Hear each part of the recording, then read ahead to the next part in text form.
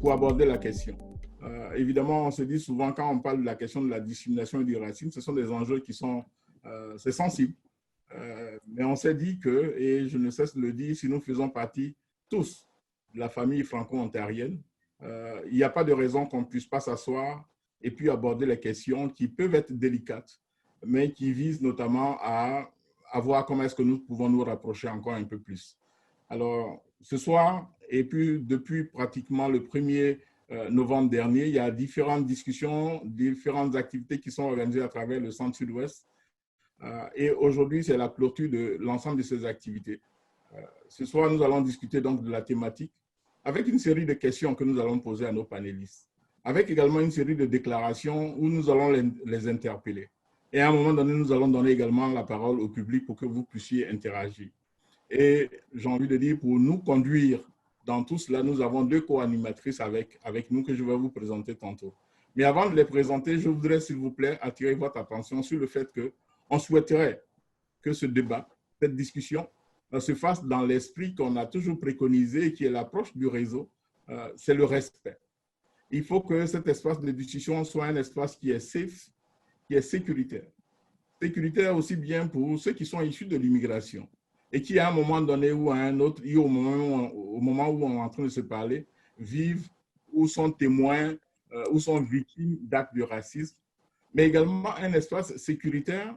Et puis, j'ai envie de dire, réservant également pour nos frères et sœurs qui sont de ce qu'on appelle habituellement la communauté d'accueil et qui se joignent à la bataille et pour mener un peu plus loin la réflexion. Et Linda et puis Suzanne font partie de ce que nous appelons habituellement nos alliés, nos complices. Alors, je voudrais que ce soit, au moment où nous allons discuter, qu'on garde cela à l'esprit. Il faut que ça se fasse dans le respect. Nous pouvons ventiler nos émotions, nous pouvons discuter de quelques sujets que ce soit, mais également en autorisant et en permettant que cela se fasse dans une approche de sécurité. Alors, je commencerai par présenter Linda. Linda m'a autorisé à escamoter un peu sa biographie. Donc, je vais commencer en disant que Linda elle est titulaire d'un doctorat en sociologie de l'École des hautes études en sciences sociales de Paris. Elle est professeure émérite à l'École d'études politiques. Elle est membre du Centre d'études en gouvernance et ancienne titulaire de la chaire de recherche sur la francophonie et les politiques publiques de l'Université d'Ottawa. Elle est aussi professeure associée à l'Université de l'Ontario français à Toronto et chercheur affiliée à l'Institut du savoir Montfort. De 2002 à 2004, elle a été titulaire de la charge en études canadiennes de l'Université Collège de Dublin en Irlande et de 2006 à 2007 de la chaire en études canadiennes de l'Université Paris 3 Sorbonne. Parmi ses récentes réalisations en 2018, Linda Cardinal a préparé un plan d'action pour la francophonie de l'Université d'Ottawa en tant que chargée de mission au cabinet du recteur. En 2020, elle a réalisé le plan stratégique pour la recherche de l'Université de l'Ontario français. Et puis, depuis le 1er septembre 2020, Linda est directrice régionale Amérique au sein de l'AUF. Quant à Suzanne Yoth, Dr Suzanne Yoth, elle est professeure adjointe au département de la science et de l'activité humaine et de l'ergothérapie de l'Université de la Colombie-Britannique. Suzanne Yoth utilise les méthodologies critiques et qualitatives pour mener des études examinant l'intégration et la participation sociale des immigrants et réfugiés d'expression française dans les communautés francophones en situation minoritaire. Mesdames et messieurs, je vous prie d'accueillir nos 2 co-animatrices, Suzanne et Linda. Linda, je vous souhaite un bon débat et je vous laisse céder la parole. Merci beaucoup, Alain. Et je crois que Nabila va partager l'écran pour le reste de cette présentation.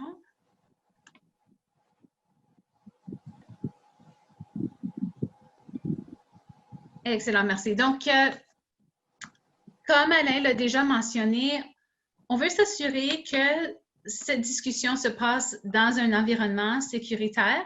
Donc, juste un rappel que la session sera enregistrée et rediffusée sur les médias sociaux ou tout autre support de promotion pour les personnes non consentantes. Nous vous invitons à couper vos caméras dès maintenant parce qu'une fois qu'on débute, Nabila va commencer l'enregistrement.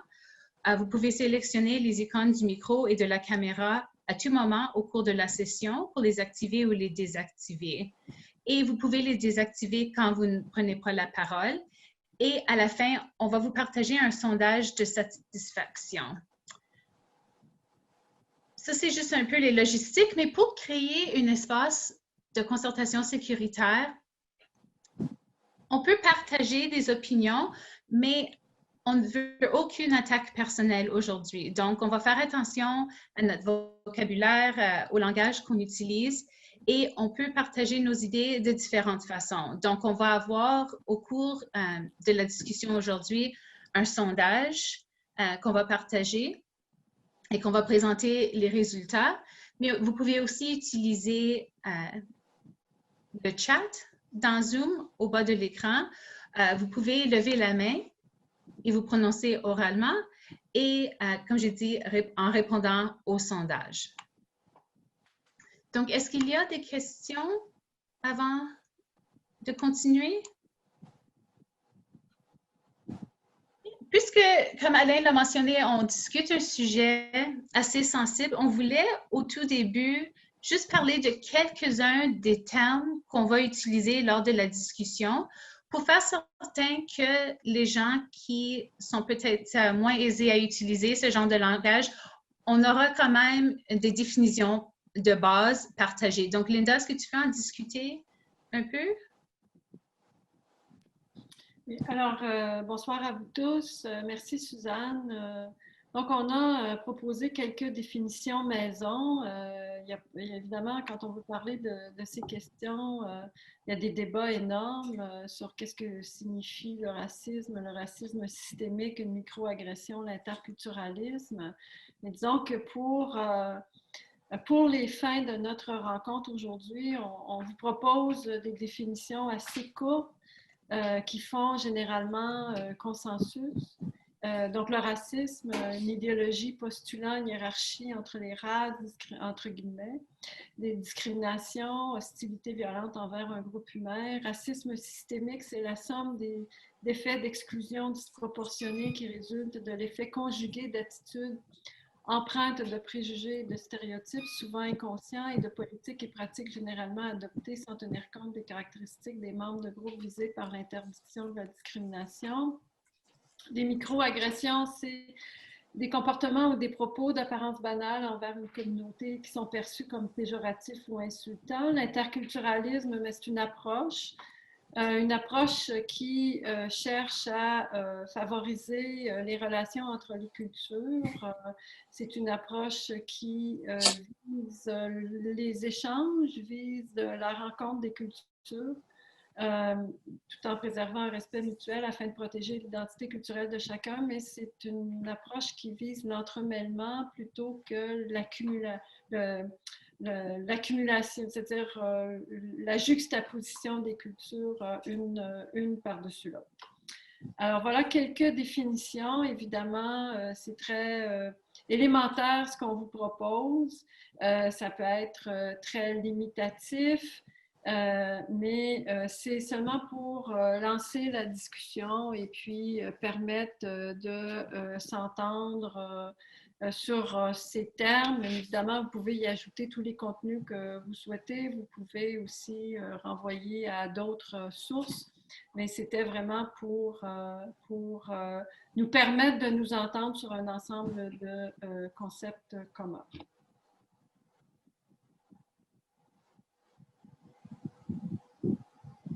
Et donc, on va maintenant présenter les panélistes qui vont se prononcer sur différentes questions ce soir. Et donc, on va commencer avec Fawzi Metouili, qui est diplômé en relations économiques et politiques internationales. Il possède 25 ans d'expérience dans le domaine éducatif et administratif, ainsi qu'en relations communautaires. Il occupe plusieurs postes et responsabilités comme président de l'Association marocaine de Toronto, membre du Conseil consultatif des services de santé en français, président de Marchands d'idées interculturelles et siège sur plusieurs autres comités francophones. Donc, merci beaucoup, Fawzi, de vous avoir joint à nous ce soir. On a hâte de t'entendre. on a aussi Lansine Coulibaly, qui va être très bientôt titulaire d'une maîtrise en service social à l'Université Laurentienne. Lansine est travailleur en établissement dans les écoles au Centre de santé communautaire Hamilton-Niagara et le leader des jeunes leaders, le leader des jeunes leaders francophones de Hamilton. Animé par la philosophie selon laquelle réussir, c'est d'être utile à sa communauté, Lansine a initié plusieurs projets communautaires à Hamilton, au nombre desquels nous pouvons citer le projet de panel communautaire qui a réuni tous les acteurs francophones de la communauté, le projet de collecte et de distribution d'articles aux familles immigrantes francophones, le projet de distribution de denrées alimentaires aux familles immigrantes francophones qui avaient de la misère à joindre les deux bouts pendant la première vague de la COVID-19. Et tenant à cœur un vivre ensemble harmonieux dans la communauté, Lansine est en réflexion sur un projet qui verra le jour dans les mois à venir. Donc, merci beaucoup, Lansine. On voit que tu es vraiment un leader communautaire et donc, on apprécie ta participation ce soir. C'est un plaisir. C'est un plaisir. Merci. On a 3 autres panélistes. Évidemment, ce sont tous des panélistes qui ont une très belle feuille de route, comme vous pouvez le voir avec Solange Belluse, qui non seulement une feuille de route impressionnante, mais qui a une très belle carrière dans la francophonie ontarienne. Elle gère 3 entreprises en expertise conseil, coaching en éducation, conseil d'immigration, situées à Toronto. Elle est coach certifiée et membre de la faculté de la John Maxwell Team français. Solange aime aider les gens à surmonter les défis auxquels ils font face, tels que le racisme, en les sensibilisant aux croyances auto-limitatives qui les empêchent de regarder au-delà de leur expérience pour identifier des opportunités et faire de leur rêve une réalité. Elle est diplômée de l'école Lyon Business School en France. Elle est titulaire d'une maîtrise en traduction et d'un MBA de l'Université York et une maîtrise en DIV de l'Université Oral Roberts. Elle poursuit actuellement des études de doctorat en leadership à l'Université Tyndale. Solange est une mère fière de ses 2 fils élevés en milieu urbain dans une famille multiraciale, multilingue et multiethnique. Florence, merci d'être avec nous ce soir. Notre prochain panéliste est Marcel Castonguay. Est-ce qu'on peut avoir la prochaine diapo, s'il vous plaît, Nadia? Donc, notre prochain panéliste, Marcel Castonguay, est natif du nord de l'Ontario. Lui aussi travaille dans le domaine de la francophonie, des services en français depuis très longtemps, dont l'âge de 16 ans. D'abord par la revendication d'écoles secondaires françaises dans le Nord. Il a aussi travaillé comme agent de développement communautaire pour l'ACFO, qui maintenant est appelée l'AFO, dans plusieurs communautés de l'Ontario, surtout pour revendiquer des écoles de langue française. Après ses études universitaires, Marcel Castonguay est allé travailler dans la fonction publique ontarienne. Il y a passé 23 ans dans divers ministères, dont celui du travail, des transports, secteur de la justice, où il a, évidemment, le secteur de la justice, c'est 5 ministères. Le ministère du procureur général, sécurité communautaire, services correctionnels. Évidemment, là, il y a eu des fusions parce que moi, je me souviens à une époque où j'ai travaillé avec Marcel, on était dans 5 ministères. Mais il a toujours travaillé dans le développement des services en français. Quand il a été coordonnateur des services en français en justice, Marcel a contribué à développer des services en français au sein de la police provinciale de l'Ontario. Il a piloté la rédaction du règlement sur les instances bilingues donnant accès aux justiciables de l'Ontario à des processus bilingues. Il a aussi présidé des divers comités nationaux, dont celui sur l'accès à la justice dans les 2 langues officielles. En ce moment, Marcel travaille à titre de directeur général du centre de santé depuis 15 ans. Il a contribué au développement de plusieurs services de santé, services sociaux et de nombreux services pour les nouveaux arrivants. Alors, merci Marcel d'être avec nous ce soir. Notre prochain intervenant, notre prochain panéliste, c'est Peter Homeniuk. Peter est aussi bien connu dans la communauté francophone. Il est directeur général de l'Assemblée de la francophonie de l'Ontario depuis 2012. Il a de nombreuses années d'expérience aussi dans le développement communautaire et au sein de la francophonie canadienne. Peter a fait preuve de ses compétences dans plusieurs domaines, dont la revendication des droits des francophones en situation minoritaire, la gestion de projet, la gestion de personnel, de bénévoles, la planification stratégique, l'organisation, la promotion d'activités, ainsi que le développement économique de sa communauté en général. Il est un des architectes du mouvement de la résistance qui a vu le jour à la suite des compressions budgétaires lors du célèbre jeudi dont on se souviendra toujours, qui était le 18 novembre 2018. Alors, merci à vous tous et je suis très contente de faire partie des animateurs ce soir de cette rencontre. Et là, on va passer à la prochaine étape de notre rencontre, qui est questions et déclarations. Alors, la première déclaration, la reconnaissance des phénomènes de racisme et de discrimination dans nos communautés est le premier pas vers la recherche de solutions aux divers problèmes qui y sont reliés. Alors, ça, c'est pour nous mettre en appétit. On vous demande de répondre avec une des 5 déclarations suivantes. Je suis d'accord, je suis légèrement d'accord, je suis légèrement en désaccord, je suis en désaccord, ou bien je suis indécis, indécis.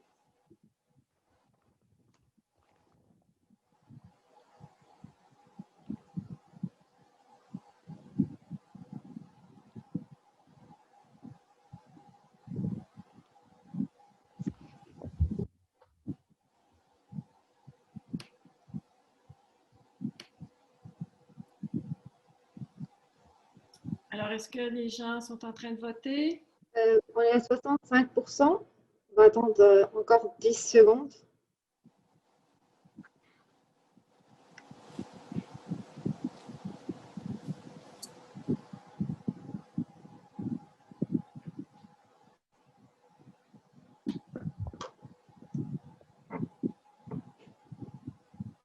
On est à 81%.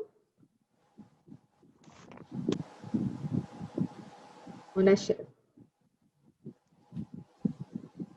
3, 2, 1. Je vais arrêter le sondage.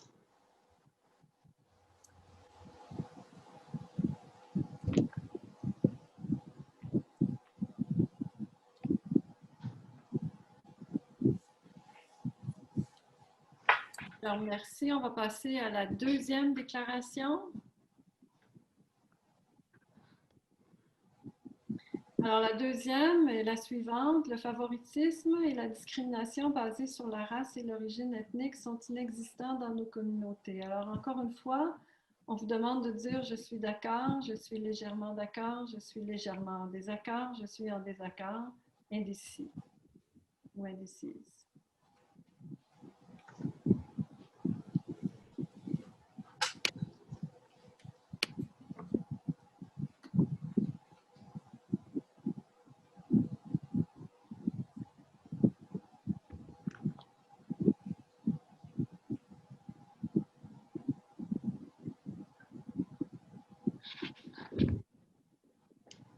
On est rendu à quel pourcentage de vote, Nabila?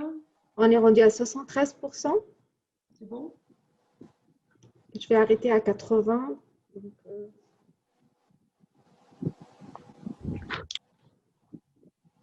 c'est bon. Donc, je vais arrêter dans 3, 2, 1. Merci. Alors maintenant, pour ces 2 premières déclarations, on ne présente pas tout de suite les résultats. On va vous présenter les résultats tout à l'heure. Nous allons maintenant passer aux déclarations 3 et 4. Et pour les déclarations 3 et 4, une fois qu'on présente les résultats, on demandera aux panélistes de commenter les résultats. Alain, c'est bon? Oui, c'est bon. On enchaîne avec les déclarations 3 et 4. D'accord, merci beaucoup. Alors, déclaration 3, Nabila?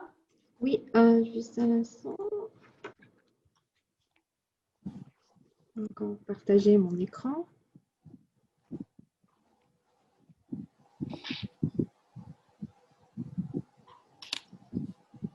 Déclaration 3.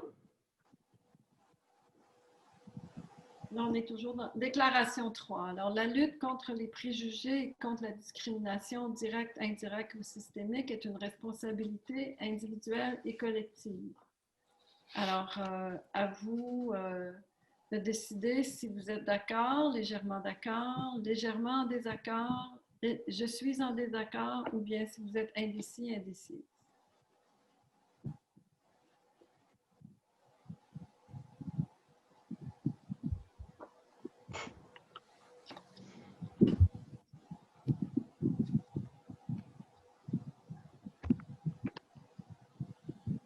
OK, on est à 50%.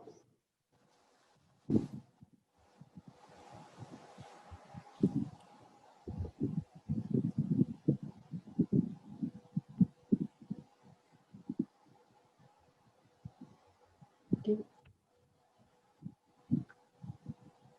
Je vais arrêter le sondage dans 3, 2, 1. Merci. Et donc, pour la question 3 et 4, la déclaration 3 et 4, avant de passer à la question 4, à la déclaration 4, on aurait aimé avoir les réactions des panélistes à cette déclaration. Alors, est-ce que j'ai un panéliste, soit Solange, Marcel, Peter, Paizo, et Lanciné, est-ce que j'ai des réactions de votre part à cette déclaration? Est-ce que vous voulez que j'identifie quelqu'un ou si vous voulez vous porter volontaire déjà pour intervenir? Solange? Je peux le faire. Solange. Oui, bonsoir, bonsoir tout le monde. Je ne suis pas connue pour quelqu'un qui n'hésite pas à prendre la parole. Je pense que, et bonsoir tout le monde encore, je pense que c'est un sujet très intéressant. Je suis d'accord avec cette question pour la simple raison que le racisme comme phénomène social, également comme un fléau qui affecte les individus, doivent être adressés aux deux niveaux. Et j'aime bien le fait de dire que c'est une responsabilité. Pas seulement un problème commun, mais c'est une responsabilité dans le sens que tout le monde a un rôle à jouer dans des solutions, des petites solutions. Et donc, l'idée de se l'approprier, de se sentir responsable, que ce soit la communauté d'accueil ou la communauté les communautés racialisées, je pense que c'est oui. Donc, je suis d'accord avec ce principe-là. On vit en communauté, donc évidemment, les solutions collectives voilà, s'appliquent. Donc, je dirais que je suis entièrement d'accord. Est-ce que Lanciné veut aussi ajouter à ce que vient de dire Solange? Oui, ben, bonsoir tout le monde. Moi, je vais m'inscrire peut-être dans la même logique que Solange. Et je dirais que la lutte contre les préjugés et contre la discrimination doit être ici une responsabilité partagée où tous ont un rôle à jouer. Et peut-être que ce qu'on pourra peut-être ajouter à ça, mais il y a quelqu'un qui avait déjà commenté ça, que ça doit être peut-être quelque part une responsabilité politique. Parce que même si nous, on essaye même si c'est une responsabilité partagée, s'il n'y a pas quelque chose qui donne une force exécutoire aux actions qui sont menées sur le terrain, je pense que ça va être difficile de lutter contre les préjugés et la discrimination. Donc, c'est ce que moi, je pouvais ajouter par rapport à ce que Solange a dit. Merci. Merci beaucoup. Est-ce que j'ai des réactions de nos autres panélistes? Est-ce que Peter a une réaction? Absolument, Linda. Moi, je suis totalement en accord avec ce point. La lutte contre les préjugés et contre la discrimination, ça commence par nous en premier lieu comme individus. Même si la collectivité va décider de lutter contre la discrimination ou de vouloir apporter un changement sociétal, ça prend aussi un effort individuel pour apporter le changement, parce que sinon, c'est qu'une déclaration qui va être vide. Donc, la collectivité, par les individus qui sont élus, les leaders les leaders communautaires de la vie civile, on a aussi un grand rôle à jouer. Si on ne peut pas appuyer ces choses-là, il n'y aura pas de changement qui va venir. Ça prend absolument un effort individuelle pour venir renforcer la décision ou la volonté collective. Et Fawzi, est-ce que vous aimeriez compléter?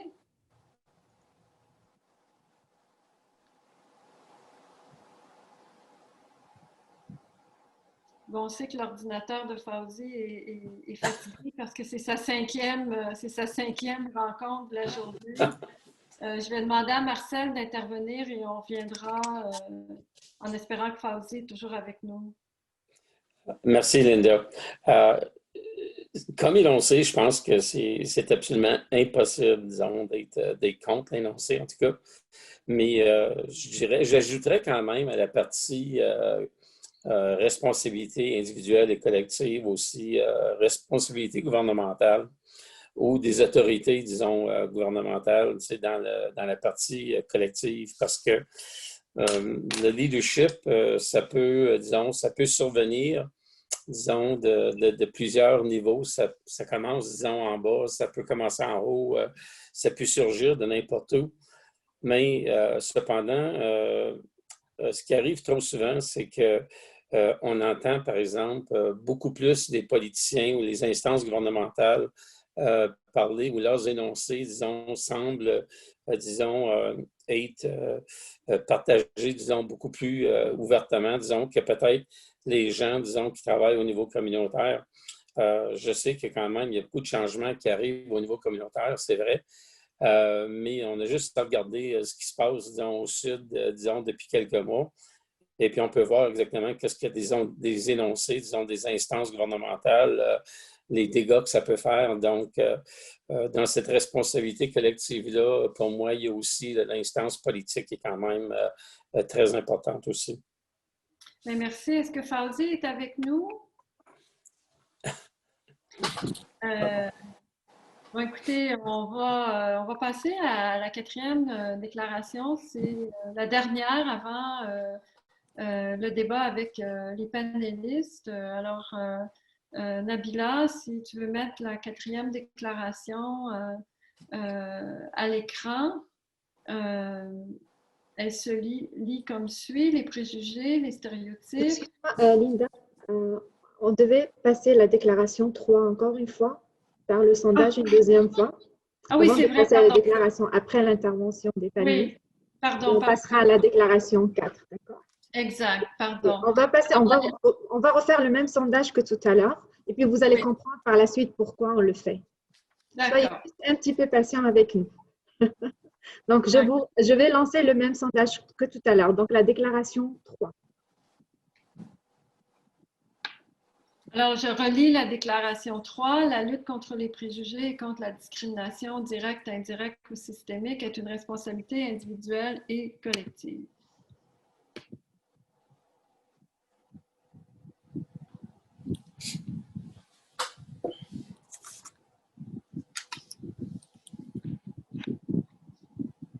Et si vous n'avez pas le chat d'ouvert, je vous invite à choisir cette option pour avoir les messages sur le côté de votre écran. Il y a beaucoup de commentaires intéressants qui se passent en parallèle.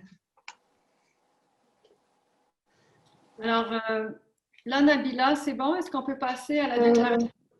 Oui, dans une seconde, je vais fermer le sondage. C'est bon. Merci à tous. D'accord, alors merci beaucoup.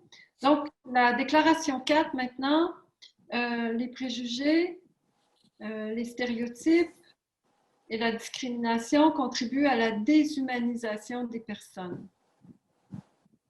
Ils nuisent au développement du sentiment d'appartenance à la communauté d'accueil et contribuent au développement d'identités basées sur l'appartenance des communautés racialisées, noires, arabes, latino, asiatiques.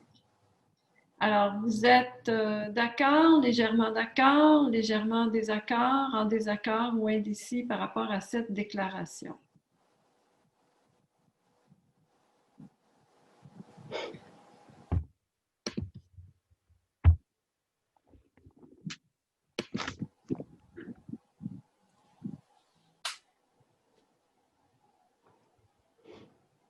On est à 50%.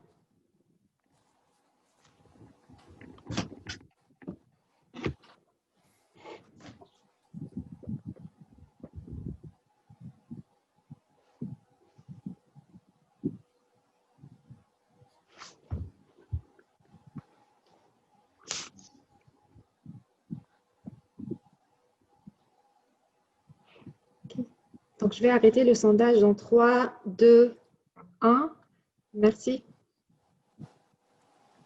Alors, encore une fois, j'aimerais inviter les panélistes à nous faire part de leurs réflexions en ce qui a trait à cette quatrième déclaration.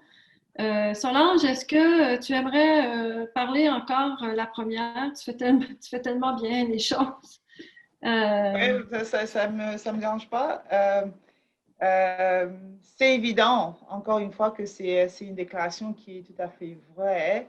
Le côté déhumanisant de l'individu, bien sûr, que les stéréotypes s'arabaissent, etc.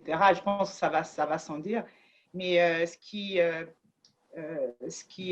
m'a en fait accroché dans cette phrase-là également, cette déclaration, c'est le fait que ça affecte en fait tout l'accueil, tous les efforts que la communauté fait pour accueillir justement les nouvelles personnes. Parce que si on veut, on fait tous des efforts pour avoir des programmes, pour aider les nouveaux arrivants à s'intégrer, en les déshumanisant même dans la réception de ces services-là, on minimise en fait les efforts qu'on fait pour l'accueil. Et donc, je pense que c'est un peu, ça m'a interpellée. Je disais oui, oui et oui. Et on parle beaucoup de diversité et quand on veut de la diversité, on veut des immigrants, on veut racheter du monde. Mais si on les déshumanise une fois qu'ils arrivent, ou s'ils sont victimes de microagressions ou autre chose, c'est pas en fait l'accueil qu'on veut leur donner. Donc, je pense que oui, c'est important. Je suis d'accord. D'accord. Alors, merci beaucoup. Je vais prendre une autre intervention de panéliste sur cette question. Est-ce que j'ai un volontaire ou bien si je dois choisir? Lanciné, est-ce que tu aimerais intervenir? Il n'y a pas de problème, je peux intervenir. Eh ben moi, par rapport à ça, par rapport à cette déclaration, moi aussi, je vais répondre à l'affirmative. Oui, les préjugés, les stéréotypes et la discrimination déshumanisent. Peut-être même, moi, je vais même ajouter le mot déshonore. Mais bon, cela ne veut pas autant dire qu'on va remettre en cause parce que même si il y a les préjugés, il y a les stéréotypes, ce n'est pas quand même tous les membres de la communauté qui le font. Donc, oui, ça existe et ça fait aussi barrage hein, parce que quand on est discriminé dans une société où tu essaies de te défendre, de faire un effort pour pouvoir t'intégrer, pour pouvoir faire partie du groupe et que là, on te sent pas comme quelqu'un qui doit faire partie du groupe, vraiment, c'est quelque chose qui fait beaucoup réfléchir et qui peut provoquer aussi beaucoup de sentiments négatifs chez l'individu. Donc, moi, par rapport à ça, c'est ce que je pourrais dire. Merci beaucoup. On va revoter une deuxième fois sur cette même question et après, on vous présentera les résultats du sondage. Nabila? Donc, je vais lancer le sondage. Est-ce que tu veux que je projette la question encore une fois, Linda? Oui, c'est peut-être pas une mauvaise idée. OK. Les préjugés, les stéréotypes, la discrimination contribuent à la déshumanisation des personnes et nuisent au développement du sentiment d'appartenance à la communauté d'accueil et contribuent au développement d'identités basées sur l'appartenance à des communautés racialisées, noires, arabes, latino, asiatiques.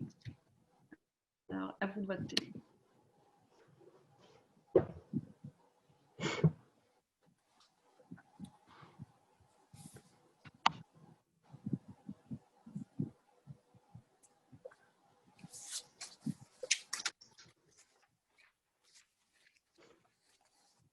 Donc, on est à 55%.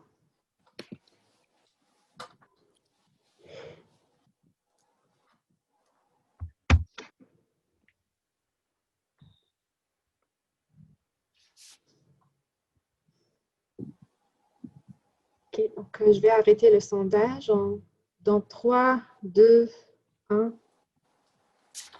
Merci.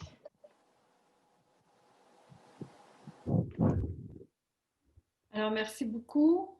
Dans la suite donc, de notre première partie, on devrait normalement maintenant voir les résultats. N'est-ce pas, Nabila? Oui, juste un petit instant, je vais juste copier le dernier résultat.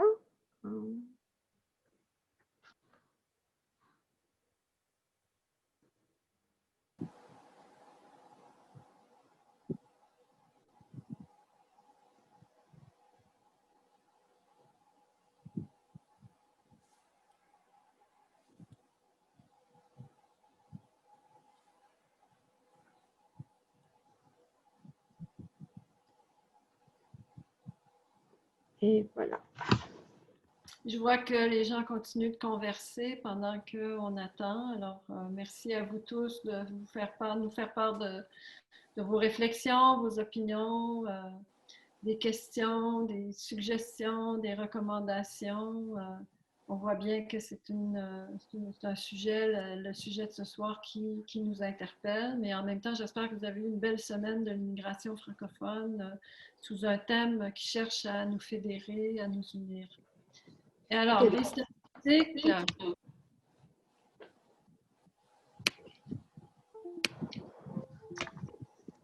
Donc, à la question 1, alors là, on a un grand consensus. La plupart des personnes sont d'accord avec l'énoncé que la reconnaissance des phénomènes de racisme et de discrimination est le premier pas vers la recherche de solutions aux divers problèmes qui y sont reliés. Et l'autre question qui était le favoritisme et la discrimination basée sur la race et l'origine ethnique sont inexistants dans nos communautés. Là aussi, il y a un large consensus. 77% des personnes sont en désaccord avec cette question. Et même si on ajoutait, si on ajoute « je suis légèrement en désaccord », eh bien là, on monte à 89%, tout comme dans l'autre question. Si on met « je suis d'accord, je suis légèrement d'accord », eh bien là, on obtient 90%, donc c'est presque l'unanimité. Les autres déclarations, est-ce qu'on peut voir les résultats? La lutte contre les préjugés et contre le racisme direct, indirect ou systémique est une responsabilité individuelle et collective. Alors là, je suis d'accord encore une fois, 87%. Et avec « je suis légèrement d'accord », on monte à 93%. Ensuite, la lutte contre les préjugés et contre la discrimination. Donc ça, c'est la même question, mais là, dans un deuxième temps, mais on est encore assez d'accord. En fait, on retrouve 94% en tout. Je suis d'accord, je suis légèrement d'accord, sauf qu'il y a eu une baisse de 3% de gens qui sont passés de « je suis d'accord » à « je suis légèrement d'accord ».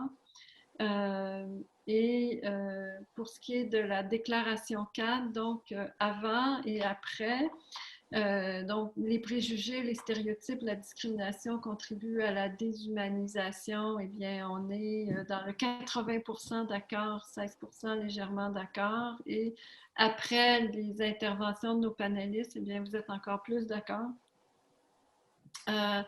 que ceux qui étaient légèrement d'accord sont passés à d'accord. Alors, merci beaucoup. C'était un exercice pour nous mettre en appétit. Maintenant, je laisse la parole à ma collègue Suzanne qui va animer la première partie du panel. Suzanne? Oui, merci. Et on voit la première question qu'on va lancer aux panélistes et on va laisser chacune se prononcer sur cette question. Donc, les immigrants francophones parlent souvent d'accueil de façade, voulant dire qu'ils sont accueillis juste pour des besoins statistiques et qu'en réalité, qu'ils ne se sentent pas toujours les bienvenus. Qu'est-ce que cela signifie pour vous et qu'en dites-vous? Et je crois que Fawzi a pu se reconnecter, donc peut-être on va commencer avec lui, pour assurer qu'il a la chance de se prononcer avant qu'on ait des problèmes techniques.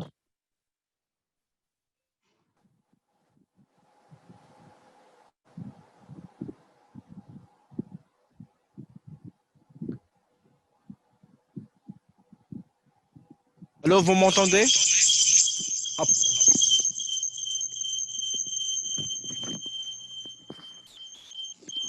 Je crois qu'il y a un problème de micro. Maintenant? Ah. Oui, il y a un petit écho, mais allez-y. Okay, alors, bonjour.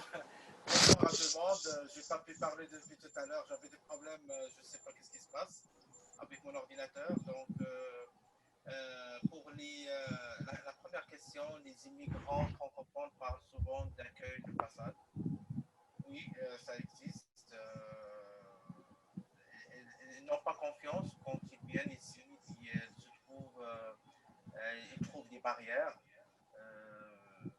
Je ne vais pas dire de racisme, mais bon, des barrières, que ce soit dans leur travail, logement et toute leur intégration, leur première intégration au Canada ou bien en Ontario. Donc, elle dit ça, mais je pense que c'est juste comprendre ces immigrants, c'est-à-dire les accueillir, leur comprendre comment ça marche le système. Pardon, Fauzi, ça devient un peu difficile de t'entendre avec l'écho du micro. Suzanne, peut-être passer à un autre panéliste le temps que Fauzi fixe sa question de micro, s'il te plaît. Merci. Oui. Voilà. Ben, moi, je peux prendre la parole. Allez-y, merci, Lanciné. OK, les immigrants francophones parlent souvent d'accueil de façade, voulant dire qu'ils sont accueillis juste pour des besoins statistiques et qu'en réalité, qu'ils ne se sentent pas toujours les bienvenus. Ben, qu'est-ce qu'on en pense? Qu'est-ce que cela signifie selon moi? Ben, moi, je pense que pour aborder cette question, je vais aller un peu de mes expériences. Ben, si j'ai dit expérience, de ce que j'ai vécu avec certains immigrants. Et là, dans notre discussion, beaucoup disaient que ben non, eux, avant de venir ici, ils ont vu que peut-être sûrement le Canada avait fait des publicités mensongères, comme ils le disent. Ils ont dit que ben, tout allait être rose pour eux, tout allait être facile, surtout pour ceux qui sont en Ontario. Et ils disaient que ben non, ils disaient que le Canada, c'est un pays bilingue. Vous pourrez peut-être facilement vous intégrer vu que c'est un pays bilingue, sachant que l'Ontario, quand même, c'est une province anglophone. Donc, quelque part, oui, il s'est dit, ça existe, ben donc, justement, même pour les différentes activités, les gens nous encouragent à participer aux activités souvent qui ne sont même pas adaptées à nos réalités. En quelque sorte, c'est sur cette base qu'ils se disent que ben non, ben, peut-être que ceux-là, ils nous utilisent juste pour des statistiques. Et moi, selon moi, ce que je dis par rapport à ça, oui, peut-être que ça peut exister pour d'autres. Et je dirais aussi non, tel n'est pas aussi le cas pour certains.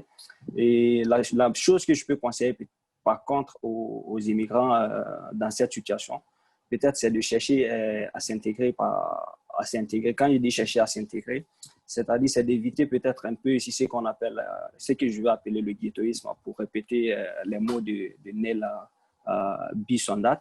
Et le ghettoïsme, c'est quoi? C'est-à-dire il y a beaucoup qui arrivent au lieu de chercher à s'intégrer, parce que moi, selon moi, l'un des secrets d'une intégration réussie, c'est de s'adapter à la mosaïque.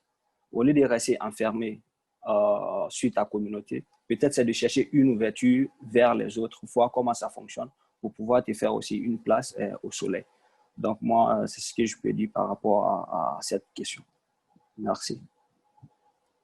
Merci. Solange, avez-vous quelque chose à ajouter? Allez-y. Oui, alors, qu'est-ce que ça signifie quand on entend des immigrants dire que c'est un accueil de façade? Je pense que c'est une façon d'expliquer que le service ou le service d'accueil qui est devant eux ne répond pas à leurs besoins. Donc, on peut desservir une clientèle sans vraiment répondre à leur donner les ressources ou l'équipement qui va les amener au prochain niveau.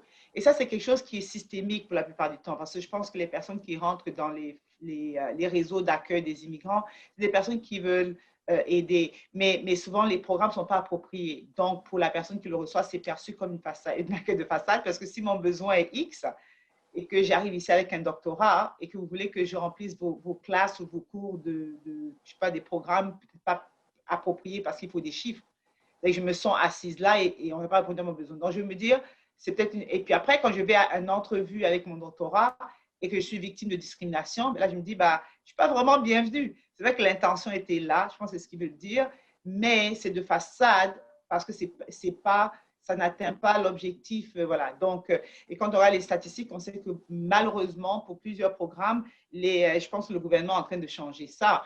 Mais pour plusieurs programmes, jusqu'à quelques années encore, c'était combien de personnes étaient desservies, etc. Ça ne dit pas, moi j'aimerais bien qu'on dise pas seulement combien de personnes étaient desservies, mais également combien d'immigrants se sont retrouvés intégrés et travaillent dans leur domaine. Voilà. Donc, c'est peut-être cet élément de façade, c'est parce que l'accueil qui est présenté, c'est très beau de l'extérieur, mais quand on rentre, on ne se sent pas accueilli. Donc, évidemment, ça, c'est une façade. Beau magasin, puis on rentre, on n'a pas la niche. Donc, moi, c'est comme ça que je vois ça.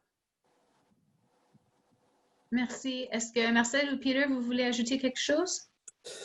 Je vais y aller. Je trouve, n'étant pas nouvel arrivant moi-même, je trouve difficile répondre à la question, surtout la première partie,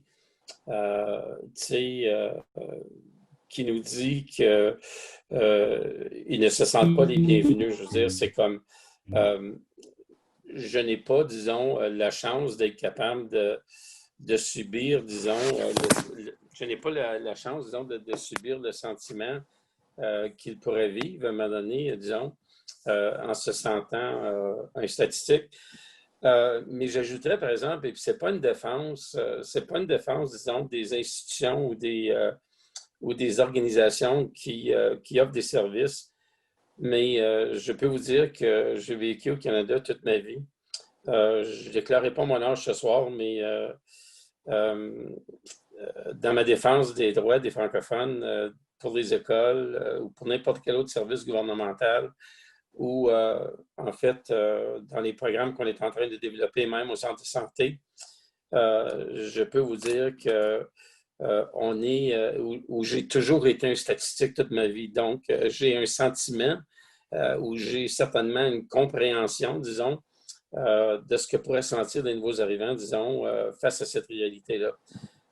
Ceci dit, c'est un peu pour ça que il y a des organisations aujourd'hui comme la nôtre, à un moment donné, qui essayent de vraiment essayer de s'éloigner de toute la question statistique et puis aussi d'essayer de faire comprendre au gouvernement que ce qu'on doit beaucoup plus se pencher, c'est sur les questions, disons, de rendement ou de l'histoire des gens et puis de mérite, disons, des programmes qui sont à faire. Mais écoute, depuis 1967, quand la loi sur les langues officielles est rentrée au Canada, et puis qu'on a commencé à utiliser des phrases comme « ou les chiffres », disons, comment on dit en anglais « where numbers warrant », à un moment donné, où les nombres justifient, on est devenu des statistiques. Et puis, qu'on soit francophone de souche ou qu'on soit un nouvel arrivant, quand on essaie d'exiger des services en français, tous les gouvernements nous tiennent un peu avec des ficelles rattachées au nombre, à un moment donné, qui justifie ou la question de rentabilité. C'est de valeur. Je comprends, disons, la position des nouveaux arrivants là-dedans. Et puis c'est pour ça que nous autres, les organisations, les fournisseurs de services, on a vraiment une responsabilité et un rôle à jouer pour essayer de changer, à un moment donné, cette réalité-là, disons, dans l'offre de nos services. Et Peter, tu avais quelque chose à dire aussi, avant de passer à la prochaine question? Ça me désole beaucoup quand j'entends des gens qui sont arrivés récemment au Canada me dire ça, ou même des gens qui sont là depuis un certain bout de temps. Mais c'est vraiment le message qu'on lance comme communauté à certains moments. Je ne pense pas qu'on le fait par exprès, mais c'est le message qu'on lance. Puis, par nos actions, c'est quelque chose qu'on véhicule. On passe souvent notre temps à parler, comme Marcel dit, des statistiques. On regarde notre poids démographique baisser en Ontario. Puis, ça devient une lutte de vouloir contribuer à la survie de la communauté franco-ontarienne. Mais on est tellement plus que des chiffres comme communauté. Puis quand je regarde tout ce que, si on pouvait prendre une approche différente, c'est parce qu'on a peur, hein, comme communauté. On a peur de disparaître, on a peur d'être opprimé. Puis la communauté franco-ontarienne a été opprimée pendant si longtemps que c'est dans notre génétique, à certains niveaux, de vouloir se protéger tout le temps. On s'est protégé en se cachant dans nos villages pendant 300-400 ans. Nos grands-parents ont eu des batailles pour le règlement 17. Puis ça a toujours été contre l'anglais, contre l'autre. Puis là, on a des nouvelles personnes qui arrivent, puis on demande à la population franco-ontarienne d'être ouverte. C'est un changement qui a été difficile. Puis c'est un changement qu'on vit depuis peut-être une trentaine d'années. Puis on a beaucoup, beaucoup de rattrapage comme communauté à faire. On a besoin d'avoir moins peur. Pour nous, à la FO, l'immigration, c'est une question de survie démographique, oui. Mais c'est tellement une opportunité d'enrichir notre communauté francophone en Ontario. Il y a je parlais à quelqu'un d'une autre province il n'y a pas longtemps, puis je lui disais, pour moi, l'immigration en Ontario fait que ma culture va changer, puis peut-être la culture de l'autre, puis je vais me retrouver avec une nouvelle culture franco-ontarienne, ce qui vient enrichir tout ce qu'on est dans la province de l'Ontario. On devient meilleur, on devient différent, mais ça peut être une bonne chose.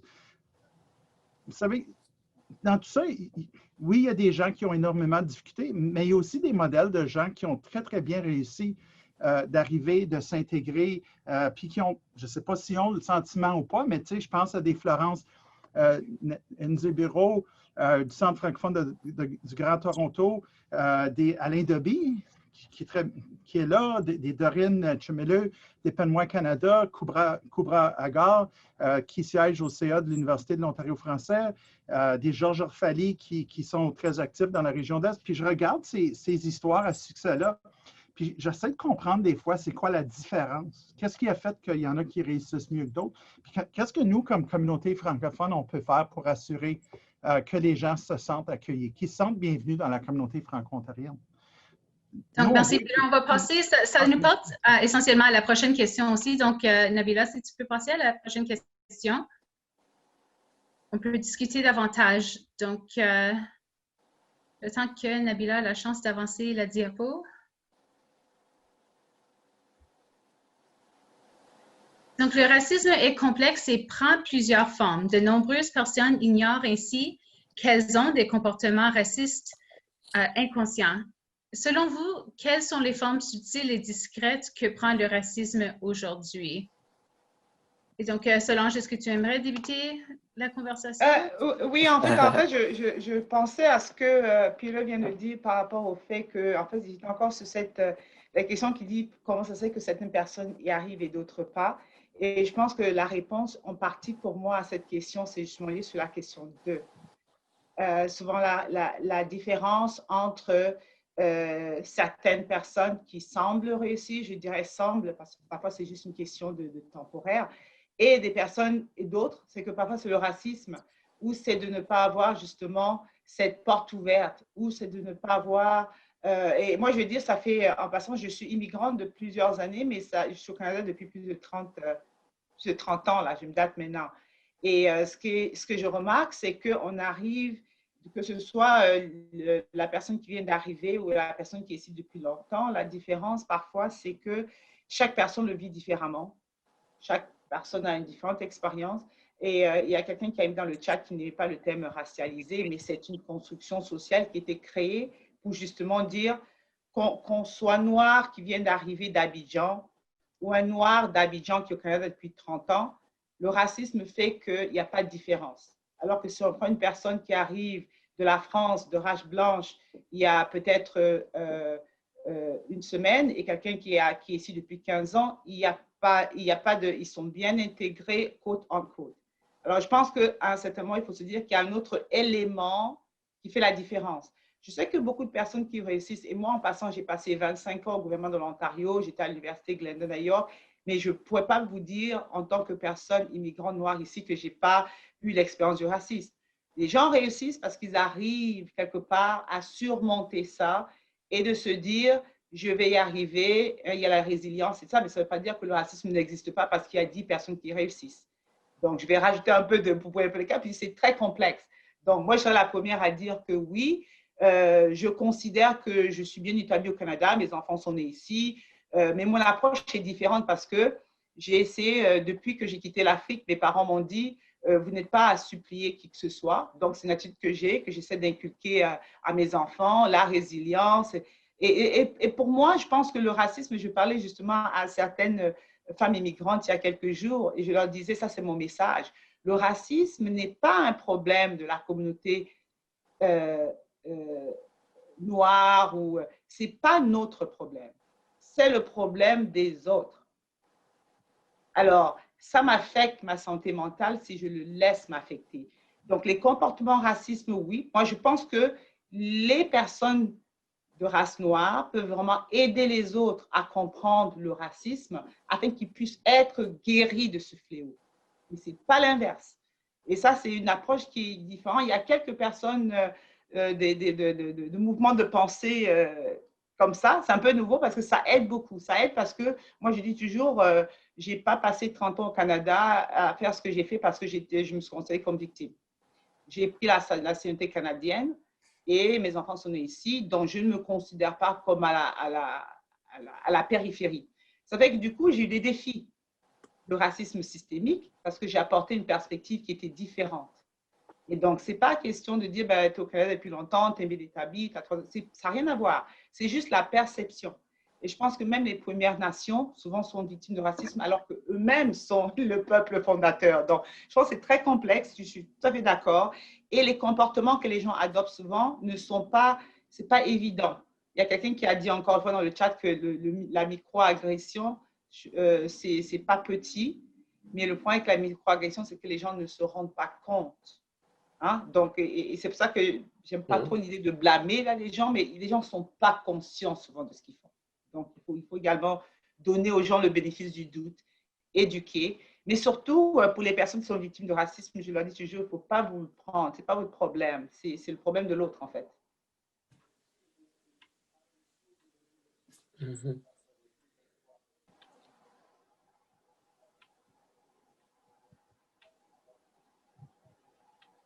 Tu veux que je prenne la relève, Suzanne? Suzanne, tu es en mute. Allez-y, Linda. D'accord.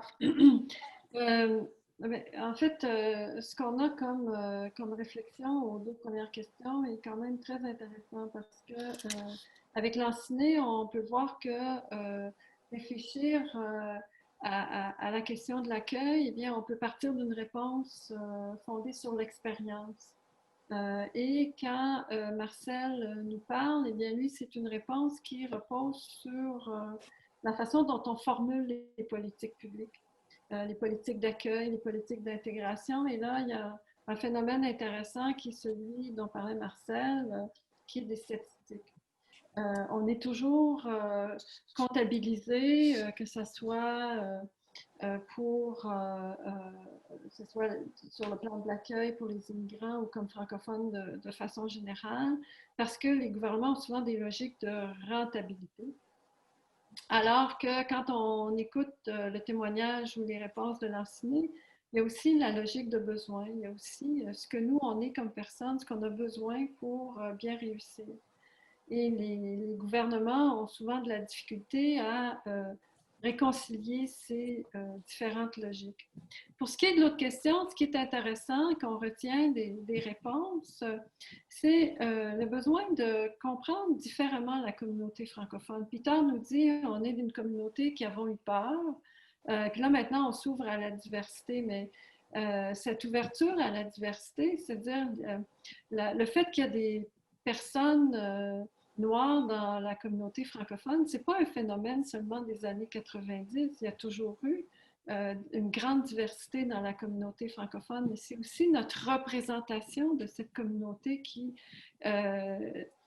peut poser problème parce que quand on regarde notre histoire, on a l'impression qu'on était tous des Blancs à l'arrivée, puis que là, on commence à s'ouvrir à la diversité parce que les politiques d'immigration sont un petit peu plus favorables, mais il y a, quand on regarde les historiographies, depuis même la Nouvelle-France, il y a une réflexion à faire sur la diversité parce que déjà en Nouvelle-France, les coureurs des bois ont des contacts avec les Autochtones. Ensuite, il y a des Noirs au pays depuis la fondation même du pays.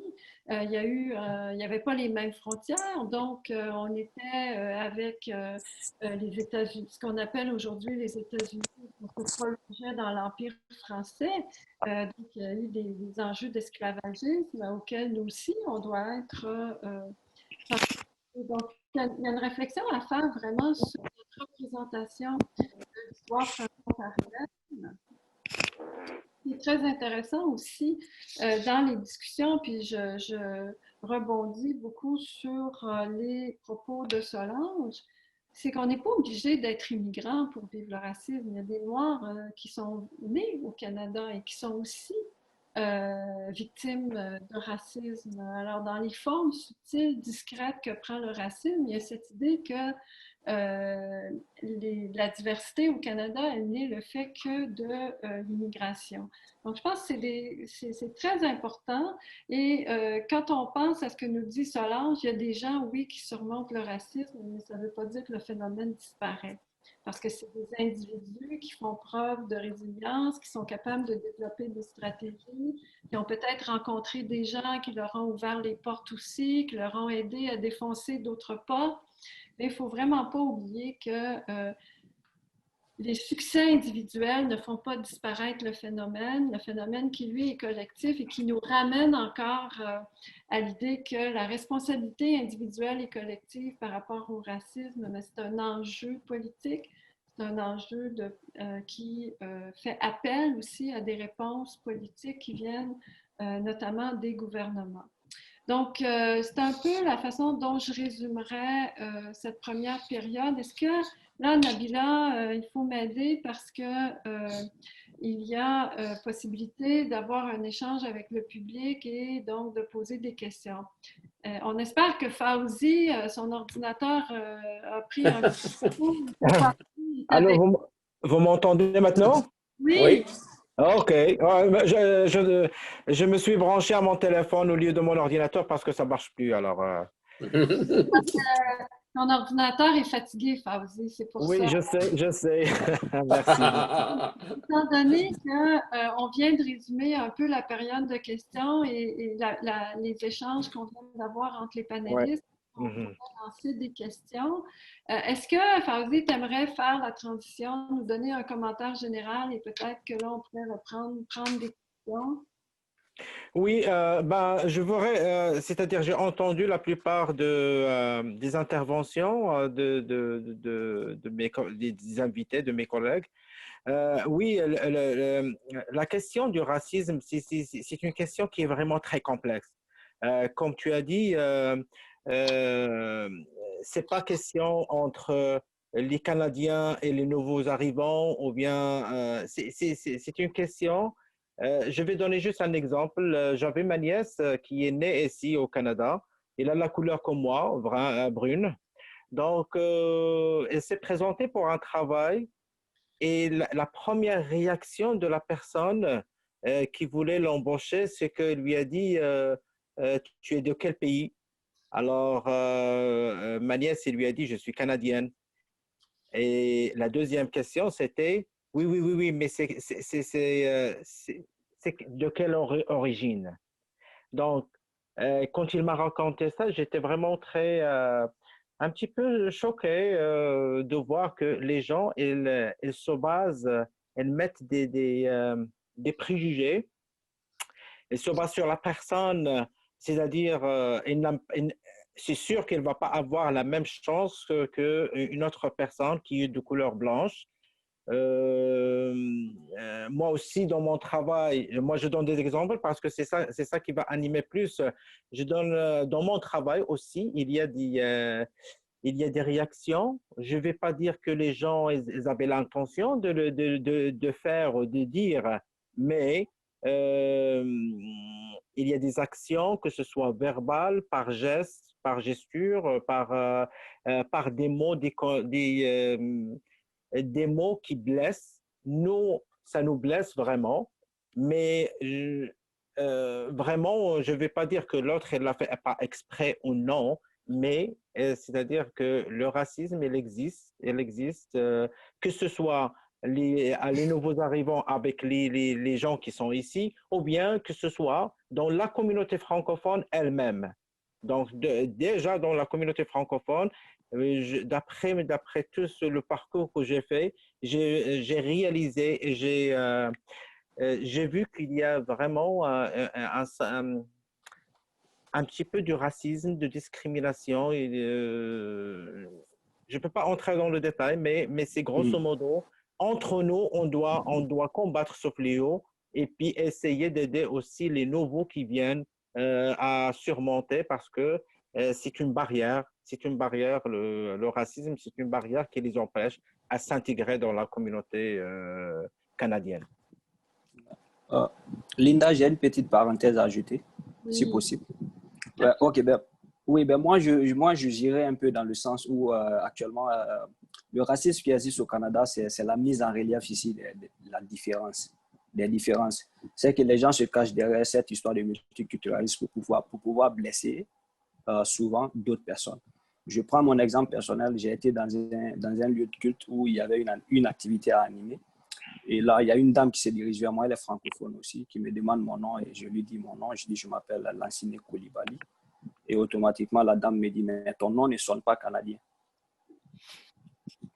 Donc, elle s'est un peu basée sur le côté de la différence culturelle pour me faire passer son message raciste que j'ai trouvé un peu raciste. Et ben, moi aussi, je lui ai demandé son nom en toute tranquillité. Et quand elle m'a dit son nom, moi, j'ai dit, ah, OK, mais votre nom aussi ne sonne pas africain, avec un sourire. Et puis voilà, c'est passé comme ça. Donc, c'est un peu ça. Et la dernière fois, j'ai l'un de mes amis qui était venu me voir qui disait que le problème est que souvent, il y a certaines choses qui arrivent. Souvent, les gens ne savent pas ce qu'ils font réellement. Et lui, il dit qu'il est une fois monté dans un autobus et puis voilà, il y avait une place vide et il y avait quelqu'un qui était assis. Dès lors qu'il s'est un peu approché de la place vide où il voulait s'asseoir, l'autre, il a mis sa main et puis sur la place où il voulait s'asseoir, il a mis sa main là-bas et il a regardé ailleurs. Lui, pour ne pas créer de polémiques, il a continué, il allait s'asseoir à une autre place et puis les gens lui ont félicité pour son geste. Donc, c'est un peu ça. Les gens maintenant se basent un peu sur cette différence culturelle parce qu'il y a le droit à la différence culturelle. Les gens se basent sur ça pour faire passer un peu les messages racistes. C'est vrai, le racisme, il existe au Canada, mais c'est un racisme soft, c'est un racisme un peu caché. Ouais, c'est ce que j'allais ajouter à ce que Fawzi venait de dire. Merci. Merci beaucoup, Lansine. On m'a dit qu'il y a 2 questions en attente. Le public a aussi beaucoup de questions. Alors, ces questions en attente, Nabila, c'est toi qui les as? Pardon, Linda? Oui. Pour la 3e question? Ah, d'accord. Bon. Alors, nous allons passer à la 3e question pour laquelle nous avons demandé à nos panélistes de réagir. Et là, ça fait un peu écho à ce que vient de nous parler Lansine. Quand on parle de la diversité au Canada ou de façon générale, on est au Canada un pays dit multiculturel et on parle souvent en éducation de l'approche interculturelle, de l'interculturalisme.